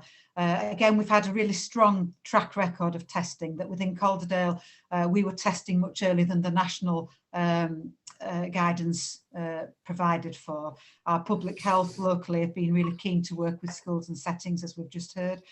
That will continue. There's a national approach for 2 on-site lateral flow tests for children who are in secondary school or post-16. Those will take place in the first week of term. Again, we've got support across from public health, from school nursing and from the voluntary sector to support with some of that testing. There'll then be at-home testing still for those same groups of people for at least September, but then it'll be reviewed. There's also an approach to vaccination. So we've got vaccinations for vulnerable children aged 12 and above, and there's a lot of work going on to encourage them to take that up. There's also now provision for some of our younger children, 16 and 17-year-olds, to be vaccinated. And again, there's a coordinated approach to ensure that as many of those are vaccinated as possible. We've got pop-up centres, centres where there's no booking required for that, along with the national vaccination programme. We don't know yet, we're still waiting for some guidance about whether there will be vaccination for younger children. We haven't heard any more on that yet. And also whether there will be a joint booster for COVID vaccination for staff alongside the flu vaccination. We're looking locally at ensuring that all school and setting staff can have flu vaccinations. And also we're supporting schools with information this week about the flu vaccination programme for school-aged children. So that information is being shared this week too. Contact tracing has changed. Schools and settings are no longer routinely involved in contact tracing. And that, I think that creates some concern for us, because that's been one of our strengths in our approach to date. We've had a really robust local response to contact tracing, and that's helped us keep cases lower than they might have been otherwise. So we're still looking at how we can work with the national system and make sure that where we're aware of cases that contacts are identified. Children under the age of 18 are exempt from self-isolation if they're identified as a contact. That's from last Monday, as are adults who are fully vaccinated or who are exempt from vaccination. So that will certainly help with attendance, but we want to make sure that our approach is right so that we do stop transmission. That's a real priority for us.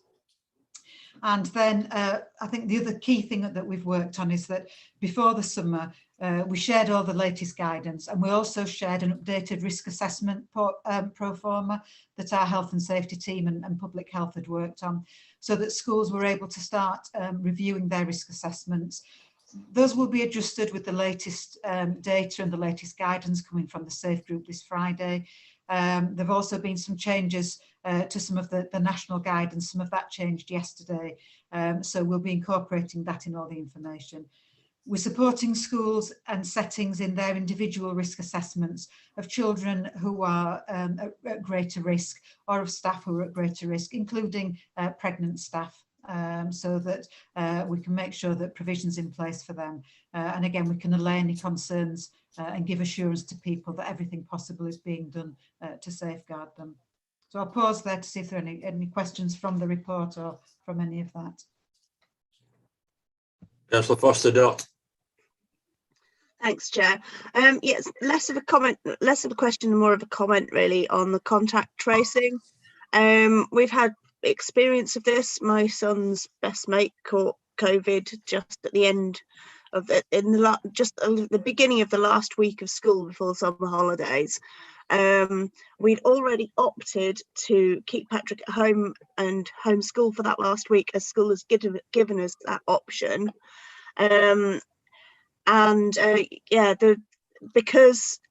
Because school had contacted us and said Patrick needs to self-isolate, when he then tested positive for COVID 2 days later, he hadn't been in contact with anybody, and nor had we, because we realised that there was a fairly strong chance that the proverbial was going to happen, and therefore we kept ourselves to ourselves, so we didn't pass it on.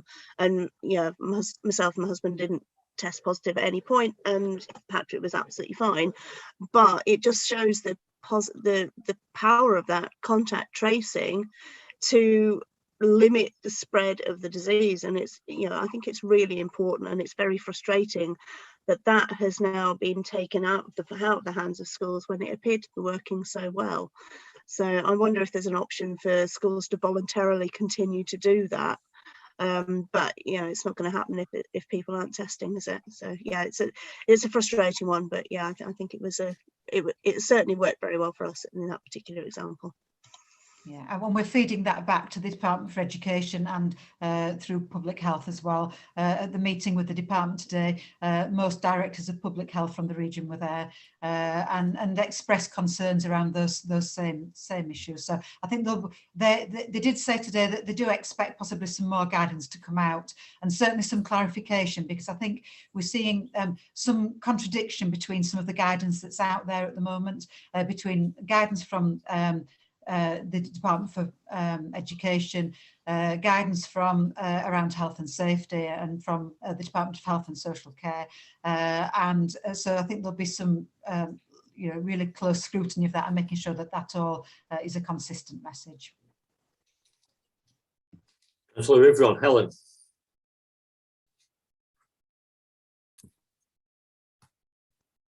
Thank you, Chair. Sorry, I'm without my iPad and trying to unmute myself was a bit of a struggle.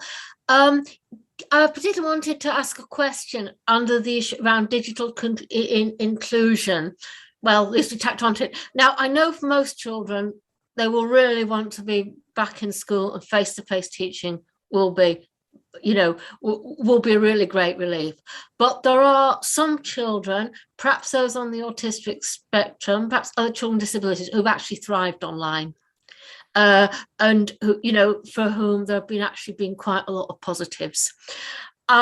I think it's important we don't now then throw those children metaphorically under a bus and thinking, okay, that might have been great, but now we're going back to a sort of learning that didn't work for you. I've also know that some teachers I spoke to have felt that actually the process of digital teaching did give them a rethink about what their expectations of children and young people were. So I think what I would like to ask, how can we keep those positives when we go back to face-to-face learning, and make sure that those some very vulnerable young people who thrived online aren't actually really just sent back to where they were? Those are really good points, Councillor Ivron, and that's why, as part of our education recovery plan, we have digital inclusion as one of the strands in that, and also through the first strand around education recovery, we're looking very closely at vulnerable groups, including children with special educational needs, to look at what's worked positively and make sure that we do build on the strengths that we've found during this situation. And certainly remote learning has had benefits, not just for those children who perhaps find that their preferred learning style, but actually in terms of how schools can support all children with extended study through remote learning. We've worked really hard locally at making sure children had access to devices and to the internet, and that's been a really important part of our trying to reduce the inequalities gap. But there are some longer term issues around that digital inclusion. So as part of that strand, we're working with our digital transformation team within the council, because this has to be a society-wide solution. It's not a school-based solution. We have to look at how we're enabling families to have access to the internet long-term. So we've had some short-term solutions in that we've provided SIM cards to make sure that when we've provided devices, families can access the internet, but we can't sustain that indefinitely. So we have to look at the longer-term solutions. And it's actually something we're working regionally on through the West Yorkshire Combined Authority is doing some work on digital inclusion as well, so that we can look at that sort of society-wide approach to making sure that long-term we close those inequality gaps. So there will be work going on to look at the lessons we've learned over this period, to build on the strengths, and to continue to address those inequalities that remain. Has every child that wants one or needs one got a computer now? I can't guarantee that every child who wants one has one. What we have done is worked with our schools to identify all those children who need them, and we've met that demand. So for every child that was put forward for a device, we've met that demand. It may well be that there are some families that schools haven't identified who perhaps aren't disadvantaged, recognised as disadvantaged families, or where they have some devices but perhaps not sufficient across the whole family if the whole family's at home. So we're still working with schools. That's why we've kept it in as the fourth strand. We still do have some resource there. Schools are aware of that, and we're encouraging them where they're aware that a child needs a device, that we've got funds there to still provide further devices. But as of today, as of a number of weeks ago, we had met the demand from all schools for those devices. I know we asked about Councillor Baines, but just specifically asked about this the last time I was on the panel. So I've just really quick thing. The stuff about open minds, we can leave that till September. They're coming to see us. And 2.17, specific work to support young people in preparing for etc. etc. I'd like to see a report on that specific work at some stage, not tonight.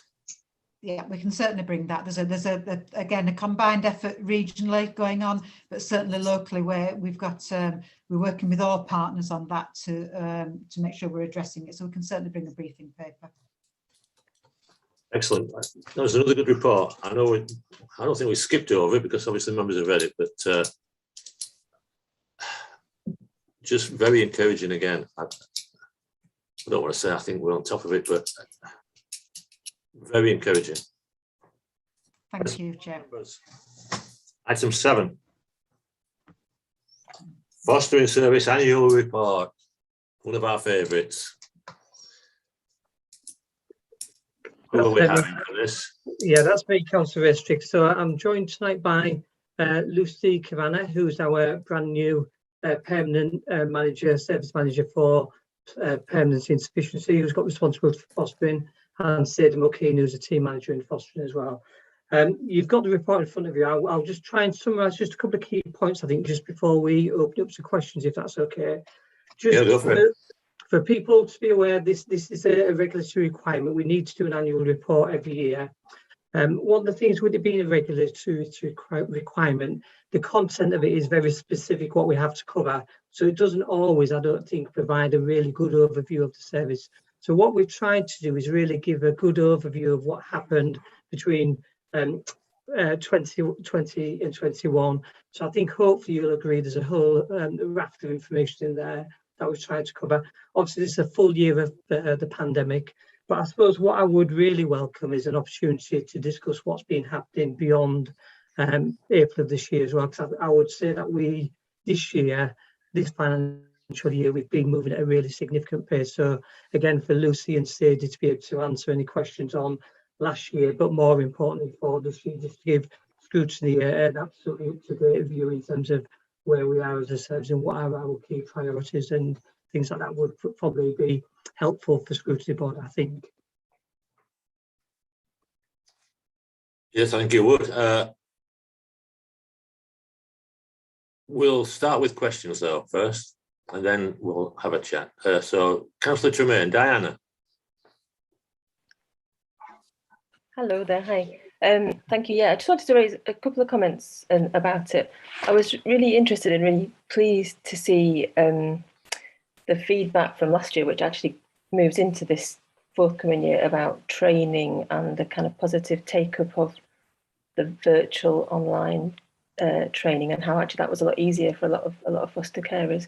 And yeah, just as a comment, I was pleased to see that you were looking at maintaining that hybrid model, because I think that just makes so much sense in terms of accessibility for more people being able to access that training. So that was just a comment.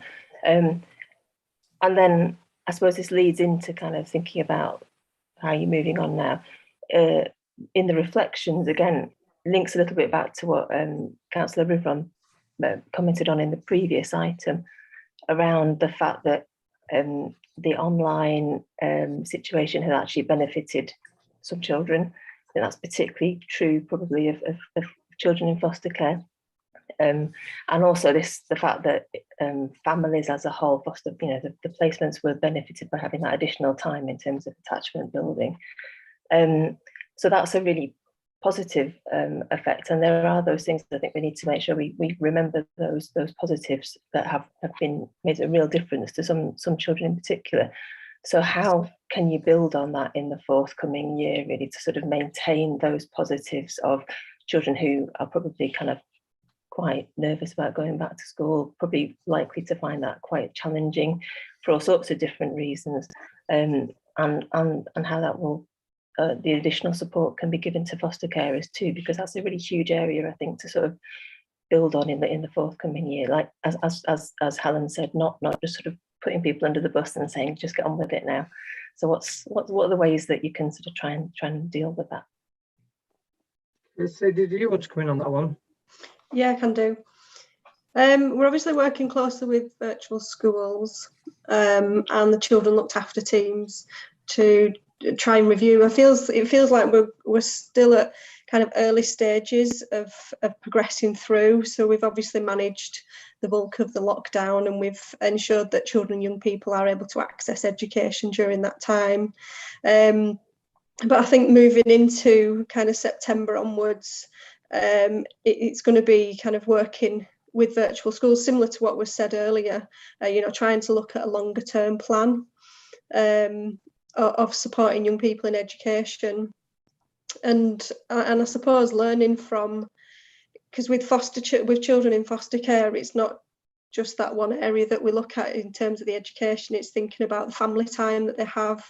It's thinking about transitions and introductions, and using technology in ways that we recognise now that are beneficial and positive for young people.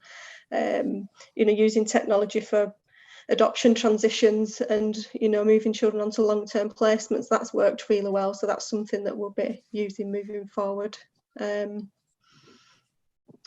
I guess with the education, it is a difficult one to answer, to be honest, longer term on what that's going to look like. Just that we do work closely with the children looked after team and virtual schools to make sure that those messages and the feedback that we're getting is shared amongst services to try and plan. Yeah, I think the other thing that's worth saying, it came up in one of the previous questions, is that for some of our looked after children, they've absolutely flourished through lockdown, and particularly the first lockdown, we know that for some foster families, they found stability that they hadn't seen before, and a lot of that was to do with reduced anxiety about school. For lots of our looked after children, we know nationally, and we know all the researchers, that sometimes for looked after children, they feel different in school, and it feels like there's a stigma attached to being looked after. I think the work that we do with the therapeutic team, I think, is really important as well. The work that the therapeutic team do to support foster carers, working with children directly, but also some of the work that I think we're going to progress further around the children of foster carers as well, I think is really important, because they are often instrumental in supporting looked after children in placement as well. So I think there's some really exciting things there. And I think some of the things that we've seen during lockdown is, I think in some ways we've amazed ourselves in terms of what we've learned in this last year and a half. And I absolutely agree with Councillor in terms of we can't lose that good stuff. We really need to build on that. I think the other thing I would say is, I think what we've developed over the last 3 or 4 months in terms of the new structure for the service, I think lends itself really well for us to support children in a different way to previously as well. So I think that's really important for us, and particularly in terms of how we support foster carers using new technology and different ways of working, I think is become much more evident over the last 17 months as well. Councillor Foster Dot. Thanks, Chair. Rob's actually just touched on this a little, but I'd like to know a little bit more about the therapeutic services, and the bullet point in the report says that the review situations where fostering households are becoming unstable. I just wondered what percentage of fostering households sort of go through that stage. Is it a common thing or is it a less common thing? And how successful is the therapeutic services at restoring that balance within the fostering family, so that the relationship doesn't break down entirely? I appreciate you don't have probably numbers to hand, but sort of a general indication would be great. Do you want me to start that discussion? Yeah, go ahead, yeah. So the therapeutic services and fostering do work closely together, as you probably see from the report. Placement support process that we have in place it's quite an early intervention, we call it. It's something that we reviewed a couple of years ago to try and reduce our number of placement disruptions, so that we were offering a package of support early on, not at the point of crisis. We've kind of learned from that process that the joint work that we do with Children's Looked After Services, Fostering and CTS has helped reduce numbers of disruptions, but also it's helped some of those disruptions have been managed in a much more planned way than having to manage crisis, which is a much better outcome for young people and foster carers. So looking at our disruption figures over the last 12 months, they have reduced quite a bit. Average disruptions are around 12 per year. Last year, there were 5 disruptions. So we kind of recognise that there has been a positive impact, I suppose, from working in the way we had. And it's not just one thing, I don't think, that's contributed to that. I think it is a combination of, children not having the pressure of the school setting, not having as much direct contact with their family, and our offer of support being much more flexible. So whilst we weren't seeing carers face to face as much as we would ordinarily, we were offering quite a flexible approach to the support. So therapeutic services were having consultations in the evening when children, young people were in bed, so that carers were able to kind of have that space and time to reflect on the day and be supported through that. So I think some of the figures that we do have do evidence that the work that's been going on has had positive impact on foster carers and young people. I don't know if there's anything more to add to that around CTS, or if it leads on to any more questions. I don't know. Councillor Foster, Councillor Durhams, Danielle. Hi, yeah, it is a little bit of an add-on question. I might have just misunderstood this, but when you said it's preventative crisis, when the therapeutic team get involved or start working with the family, maybe my understanding's not there, but I would have thought a child being removed from home and put into foster care indicated there's some element of crisis. So does that automatically happen within a settling in period, or is it if there's this kind of some bubbling concerns from the foster care? No, it's not an automatic referral through, but the social work, each foster carer has their own social worker linked to them, and our social workers do have therapeutic training, and vast majority, it's part of our training offer to our staff team. So a lot of the early work, even pre-CTS, is undertaken by the social workers. So it's at that point, so CTS offer consultations to our social workers, as well as consultation work with foster carers and direct work with the families. So it it's not an automatic process, but it's accessible. So could I ask, sorry, Chair, can I ask an add-on? So what would the trigger be for not the social worker delivering the therapeutic services, and then for the more specialists what would that typically look like within a family? It can vary. Yeah, I think I guess the view is of our service that if we were to leave this, whatever that issue is that's brought to us, if we was to leave it and not intervene, could it contribute to placement breakdown further down the line? And if the answer is yes, then we can look at intervention. Sometimes it's dependent on the social worker's own experience and knowledge. If we feel that, if we've got a newly qualified social worker or somebody with less experience that needs support, it's about what that family needs and who's best placed to offer that, really. I think if I could just add, I think what we've tried to do is, if you look in some local authorities, they have a tiered approach. So you've got to reach a certain criteria before an intervention is offered. That really doesn't work, because actually what people then have to do is reach a criteria, then something happens. What we've tried to do is be really based on individual needs and individual families. Some families have got really high level of resilience, and something that happens in one family won't impact on them at all. So we've tried to do it much more needs led, and I think that seems to work quite well. Foster carers are they know the CTS team really, really well. They know who to contact. And I think that approach has worked really well for us. And certainly through lockdown has worked significantly well, I think. But they're the things that we need to continue to build on. And we are looking at doing a bit of a review of CTS come September, October time, because we recognise as well we've got a small resource that needs to go a long way. So we're going to do a bit of a review just to try and make sure that we're getting the best out of that service and making sure it meets our strategic needs as well, because there is a piece of work that CTS do help with and can help with more in terms of trying to keep children at home. So trying to think really, really early in terms of how do we prevent children coming into care at that earlier stage, because I think there's some real opportunities for CTS to be able to input into that as well. I don't know if you wanted to add anything else, Lucy, in terms of that. I think you've both covered it really well. I think only to add that we are kind of building as part of the review our understanding of the impact of CTS. So in the future, I'd hope that we could be able to present more data. So understanding how many referrals lead to intervention, what kind of intervention, and what those outcomes are. So that's something for a future scrutiny board, I think. I like the sound of that. I have just one or two questions while everybody's waiting. Throughout this, there's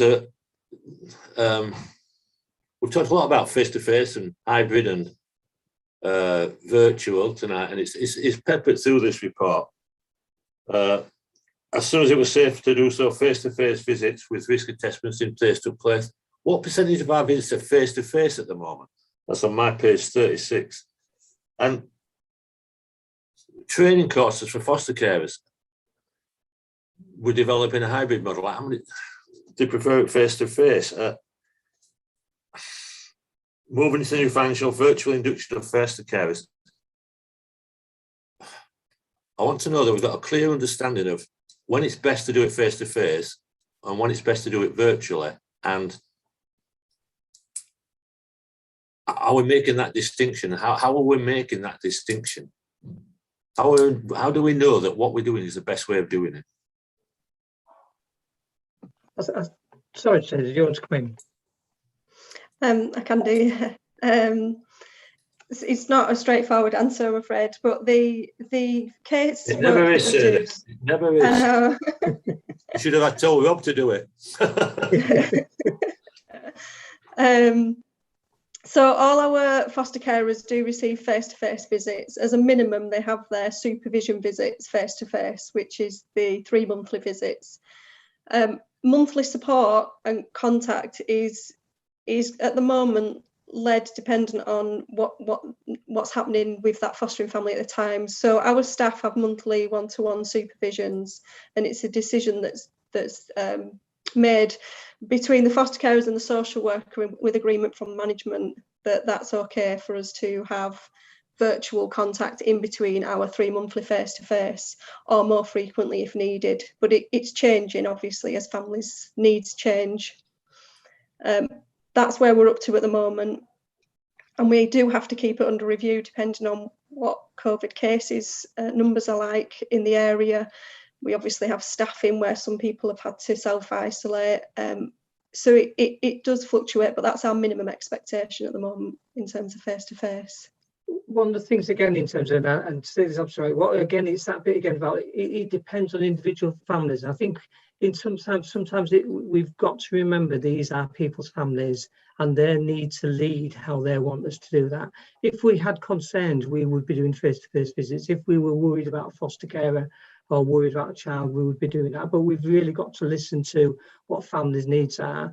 We have a significant proportion of foster carers who are caring for elderly relatives, for example. So we need to make sure that we're doing things in line with what do we want and what meets the needs of the child as well.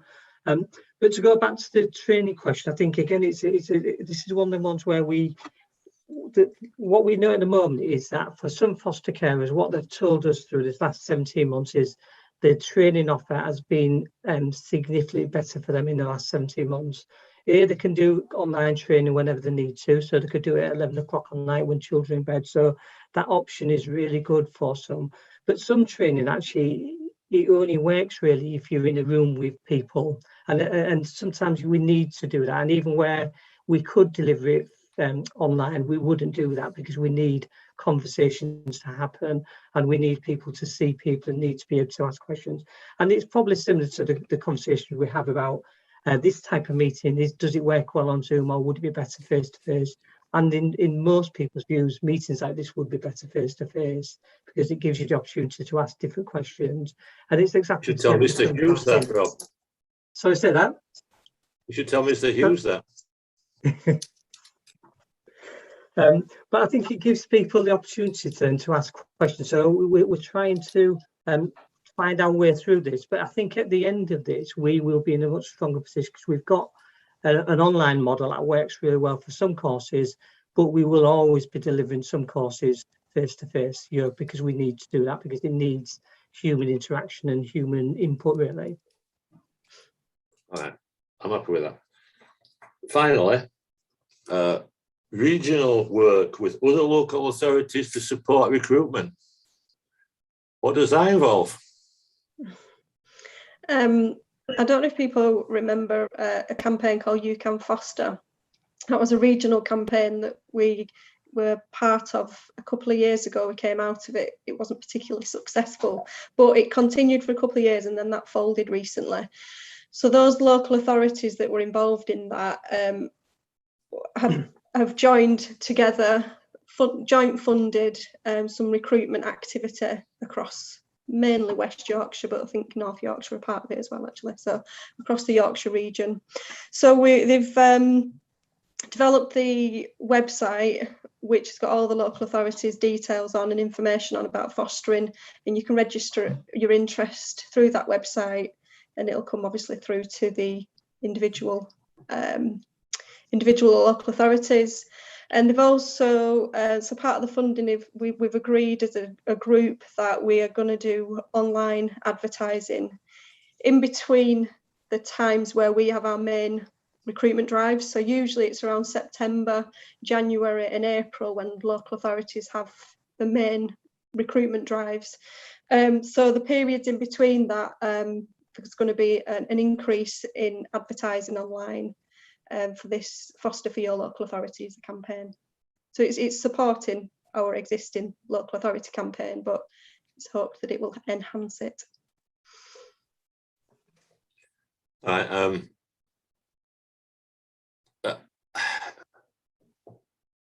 I generally think that regional, you can take it both ways, can't you? One adoption West Yorkshire, that works. I think I suggested regional fostering before, and it's quite a few blank faces like I'm getting now, really. But that's very interesting. Anything else on this? I thought this is another good report. Anything else from members? Councillor Courtney would like to come in, please, Chair. Yeah, just quickly, on following on from the last. I'm just sort of making sure that I'm understanding this correctly. Under panel business on page 14 of the report, it says that there are 81 mainstream households plus 39 connected carer households and 9 support care households. Is that as of the 1st of April 21? So is that the number of foster carers that we've currently got? I'm just making sure that I'm understanding that right. Brilliant. And that then there were 97 inquiries last year, and 11 approvals of mainstream foster carers. Okay, and 10. Okay, so I'm just checking that. So do you feel that is that good? I mean, are you happy with all of those figures? Yeah, I think we usually cover this, don't we, when we discuss recruitment. It's usually something that does come up because the inquiry figures are often much higher than the approvals. Nationally, the average is between 10 and 12% conversion, so it is. It's in line with pretty much in line with the national. Yeah. I'm just asking you if you're happy with those figures, really. I think the inquiries, naturally we would want more inquiries. That's what our recruitment activities aim to get more inquiries through, quality inquiries that convert through to recruitment and approvals. So we always want more, of course. Okay. And do we have So if we've got 81 mainstream sort of households, is there a short? What's the shortfall in terms of children? Is there a shortfall in terms of how children that we would like to place locally? We do have a number of young people in external placements. I think the target this year that we would like to achieve is to approve 13 households. We have to try to be realistic as well as obviously ambitious. So we are focusing on trying to recruit 13 mainstream households. What we have seen this year so far is quite a significant increase in our connected carer approvals. So last year we approved 10 connected carer households, which are obviously family members that care for our children coming into care. Since April, we've approved 11 households, and we've got another 12 booked into, in assessment, looking at approvals. It's quite a big increase, which is positive in that children are placed with family members. I think it gives us an additional 14. It's given us an additional 14 placements since April. So that's been quite a big increase, I guess, since the report was written alongside our recruitment. And I suppose just hope that we have few resignations and more recruitment. Yeah. Yeah. Okay. Fingers Good. crossed. Yeah. Thank you. Thanks. Yeah, the entire point. So yeah. I'm going to close this down as well now, but I would say that as my page 36, the sentence, increase the proportion of Calderdale children looked after being placed with Calderdale foster carers. That is our absolute aim in this. Yeah. Absolutely. Sorry, Danielle. So sorry, Chair. Could I don't be sorry. I just wondered if you got inquiries. What did we have a regular pattern or reason why people didn't get past it? What did you call them? Sorry, positive or good inquiries or something? Sorry, good quality inquiries. Quality. So what information that we try to capture is reasons for the inquiry. So all our inquiries are logged and recorded. Quite a number of those are wanting information at that stage, so they're not wanting to proceed. They're just wanting more information. That's quite a number of them. A number of carers that come through, inquiries that come through are people that are not in a position to be able to offer a foster placement, but they're inquiring, they want some more information, and we can share that at that point. So what we try and do, working with our comms team, is look at any key themes, and then that can feature in our advertising. So if it's often a spare bedroom, things like that, a spare bedroom, people not realising that you need a spare bedroom, that can sometimes come through, in which case we try and get that key message across in our marketing material as like one of the first messages, so that people have got that rather than needing to contact us. If that makes sense. Could I just add something else? Well, because I think it's really important, this bit, that the quality of that first contact with people is really important, because actually for people who might not be ready now, there will be in the future, or there may be in the future. So for some of our people, it's around space in they haven't got space in the house for a foster child.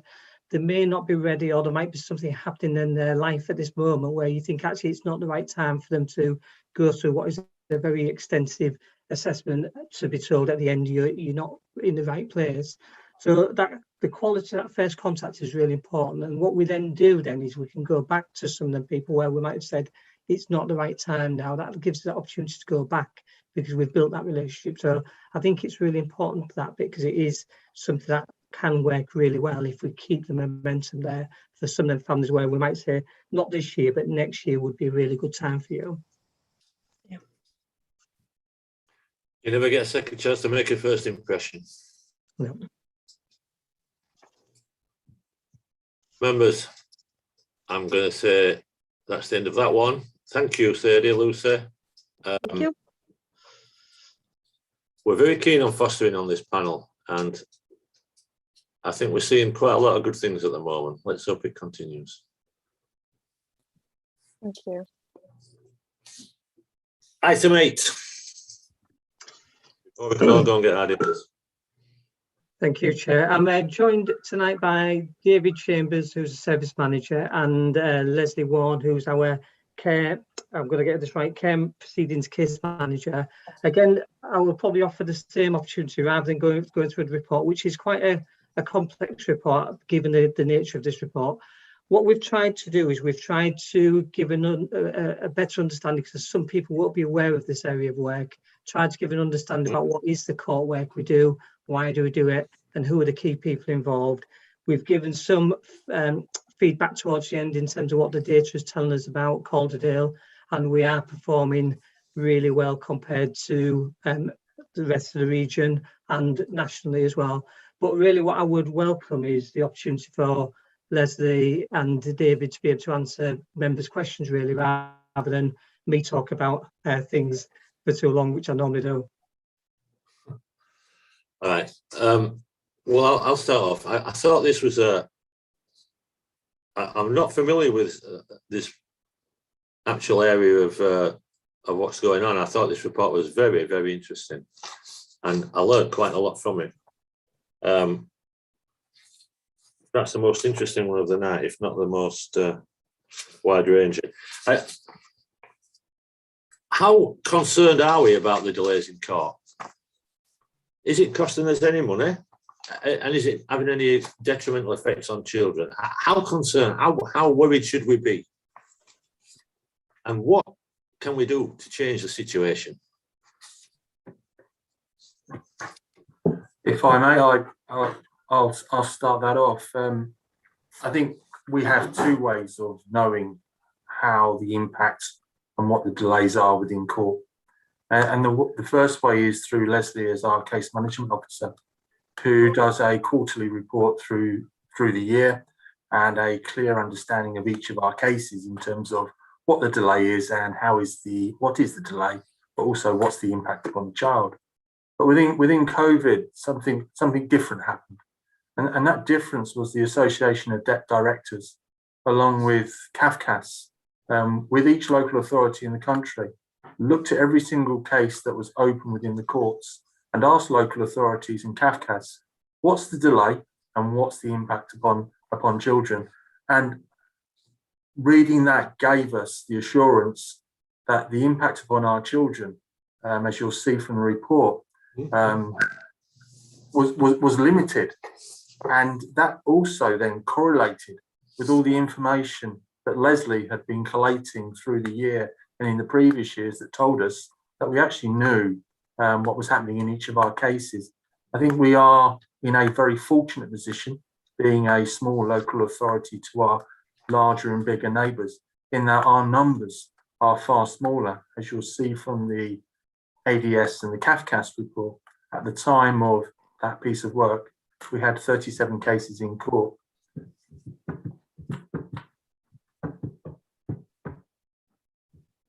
In terms of, I'm not sure if Leslie's can join us actually, because it looks like she might not be there. But one of the other things as well is I think we're at the moment, at the period in time this report was sort of refers to, I think things were in a different position. The courts are now starting to move again.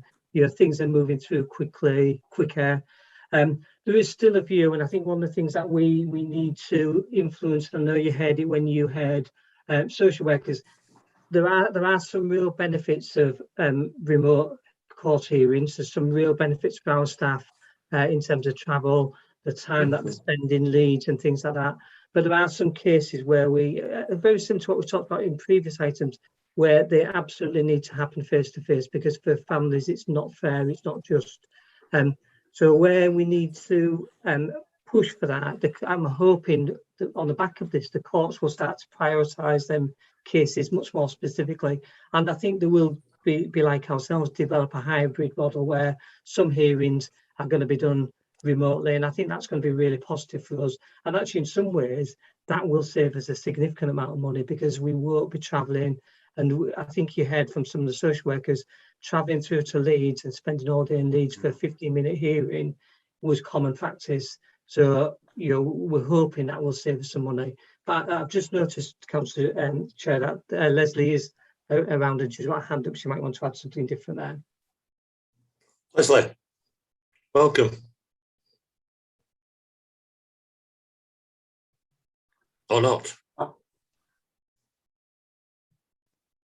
I think if I was to step in on Leslie's point there, and as the report highlighted, when COVID hit, the courts really struggled with technology, and very quickly we were able to set up a technology base within Princess Buildings, where we set up our own courtroom, and where Leslie played a lot more of a role in supporting social workers.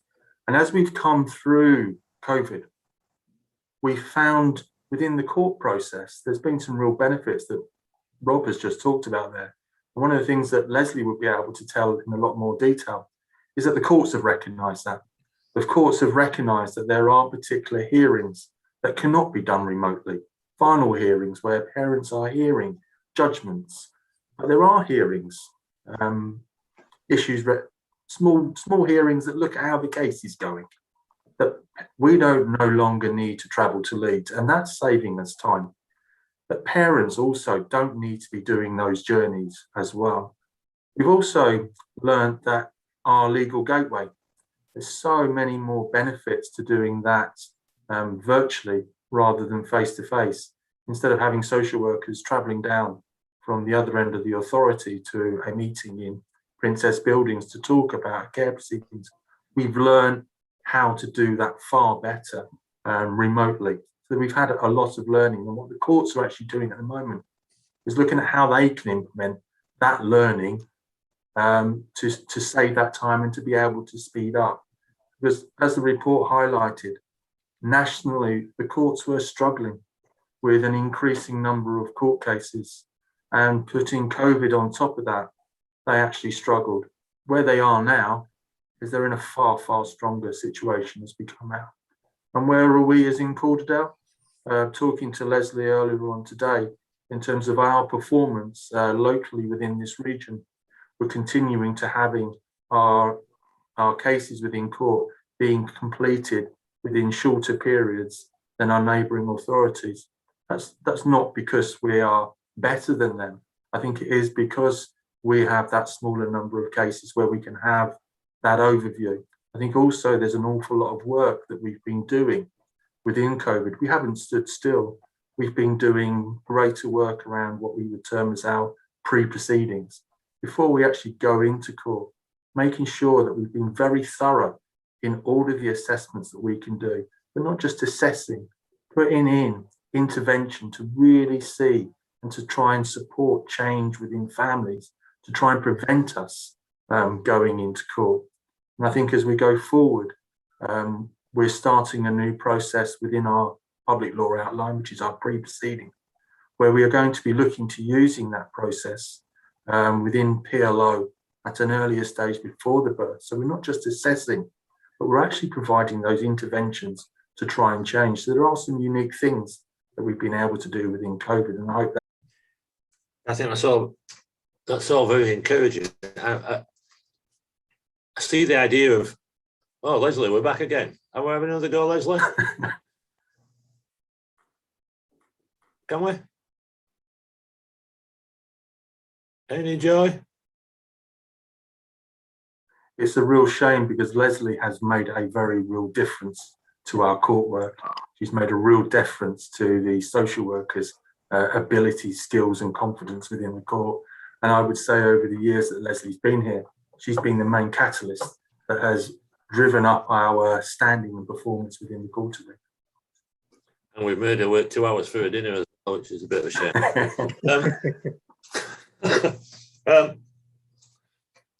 There's no one was talking about it, but again, I'll go back to it. I'm very encouraged by this. I think there is it's been going on all night, face-to-face hybrid and that kind of, and I think there will be a balance to be made. And I think authorities that get in front of that balance will have an advantage. I think it is disappointing that court cases are taking longer in general nationally. But I think with this report, I'm getting that we're trying to do the best we can. Yeah, Julie. Yeah, just to come in on that point, Chair, about the face-to-face and the hybrid. And, you know, you heard from the social workers, didn't you, a couple of meetings ago about the efficiency, and David's touched on it tonight, and the support that you can get in Princess Building, sitting next to your manager rather than being in the court, stand on your own is you know, has been really good.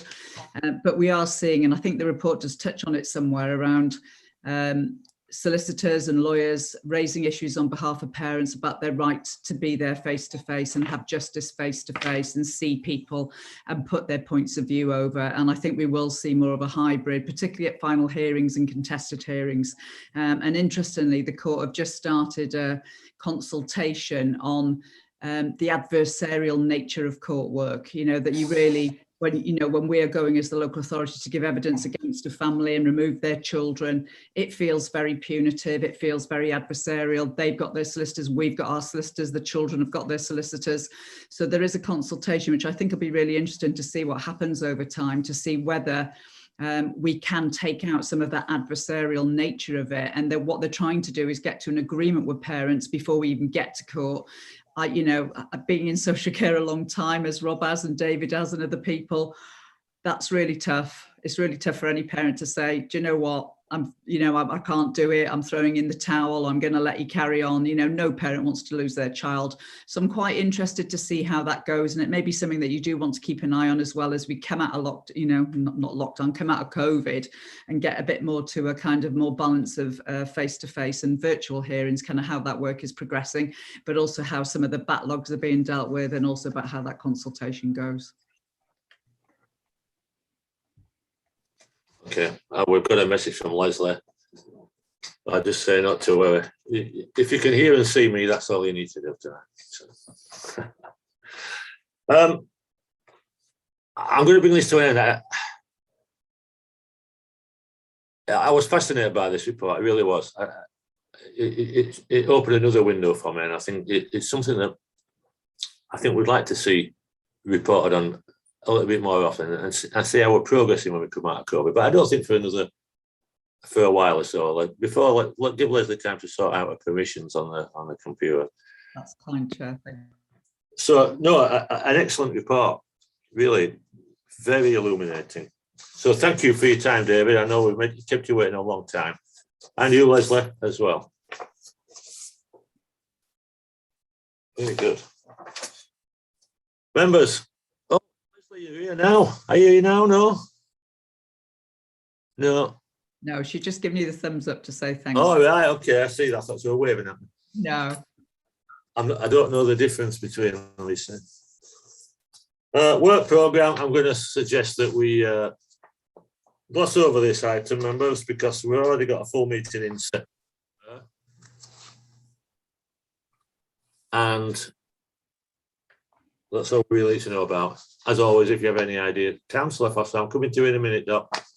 We'll talk about the future now. Councillor Foster, Dot. Thanks, Chair. I will keep this brief. I know the meeting is going on and everybody's hungry and wants tea. I just wanted to share an experience that has happened recently regarding a neighbouring authority, and seek some reassurances really regarding our authority. The incident in question is a young girl, 12 years old, whose mother has recently died through alcohol abuse. It's very, very sad. She is now living with her father in a different country. But what really worried me about this was the fact that there were clear indications of neglect. The child was being called smelly and dirty at school. She had no clothes to go to school in, so she didn't go to school for a week. And nobody seems to have flagged with this. They had very, very little input. There was no input at all with social workers in the last couple of years. I think there was initially, but then the case was closed down and nothing further was happened about it.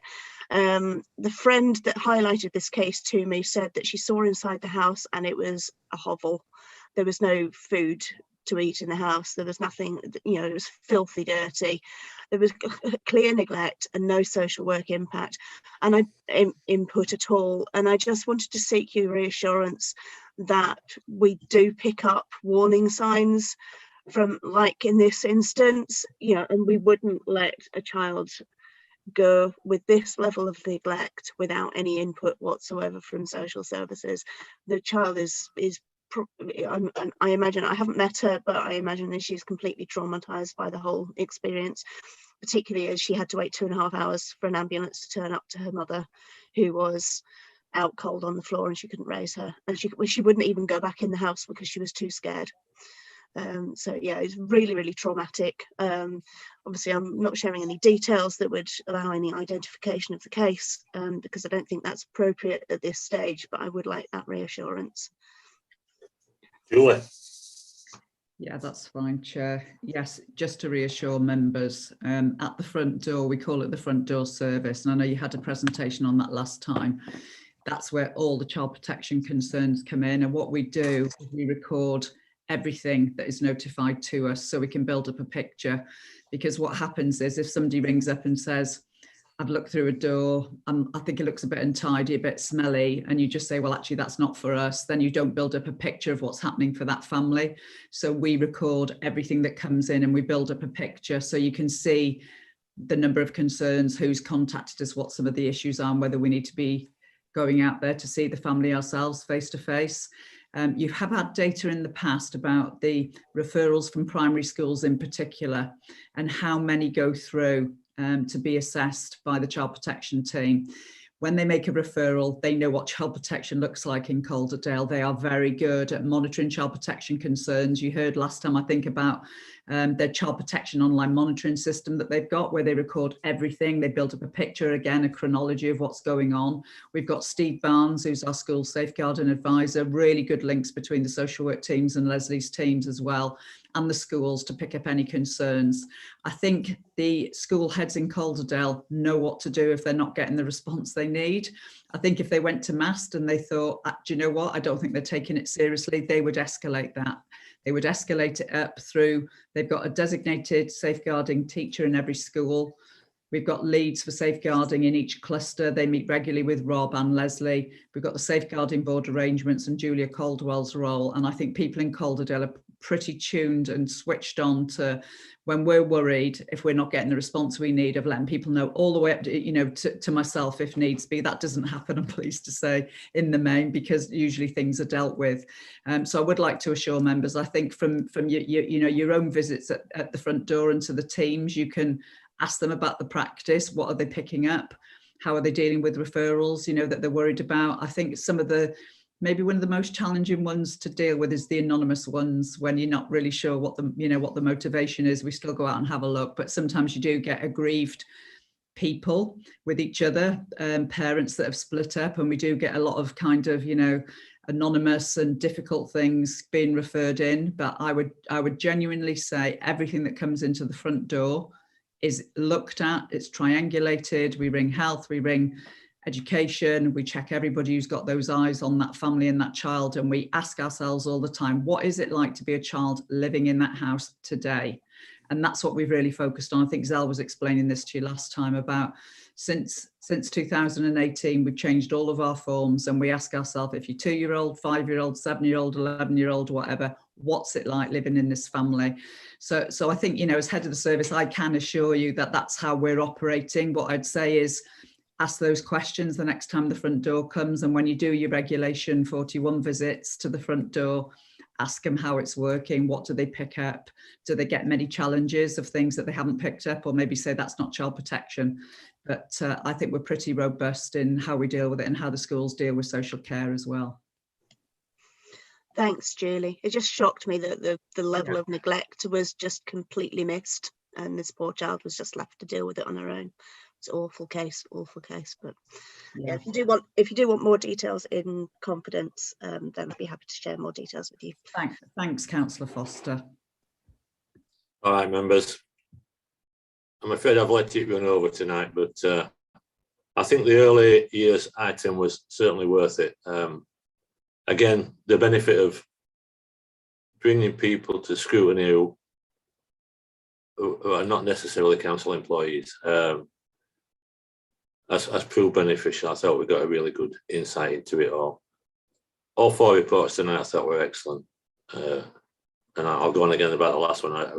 It really interested me because it's not something we've touched upon too much in the past. So we can all finally go and get our dinners. We'll probably have a bit of insomnia now because it's so late.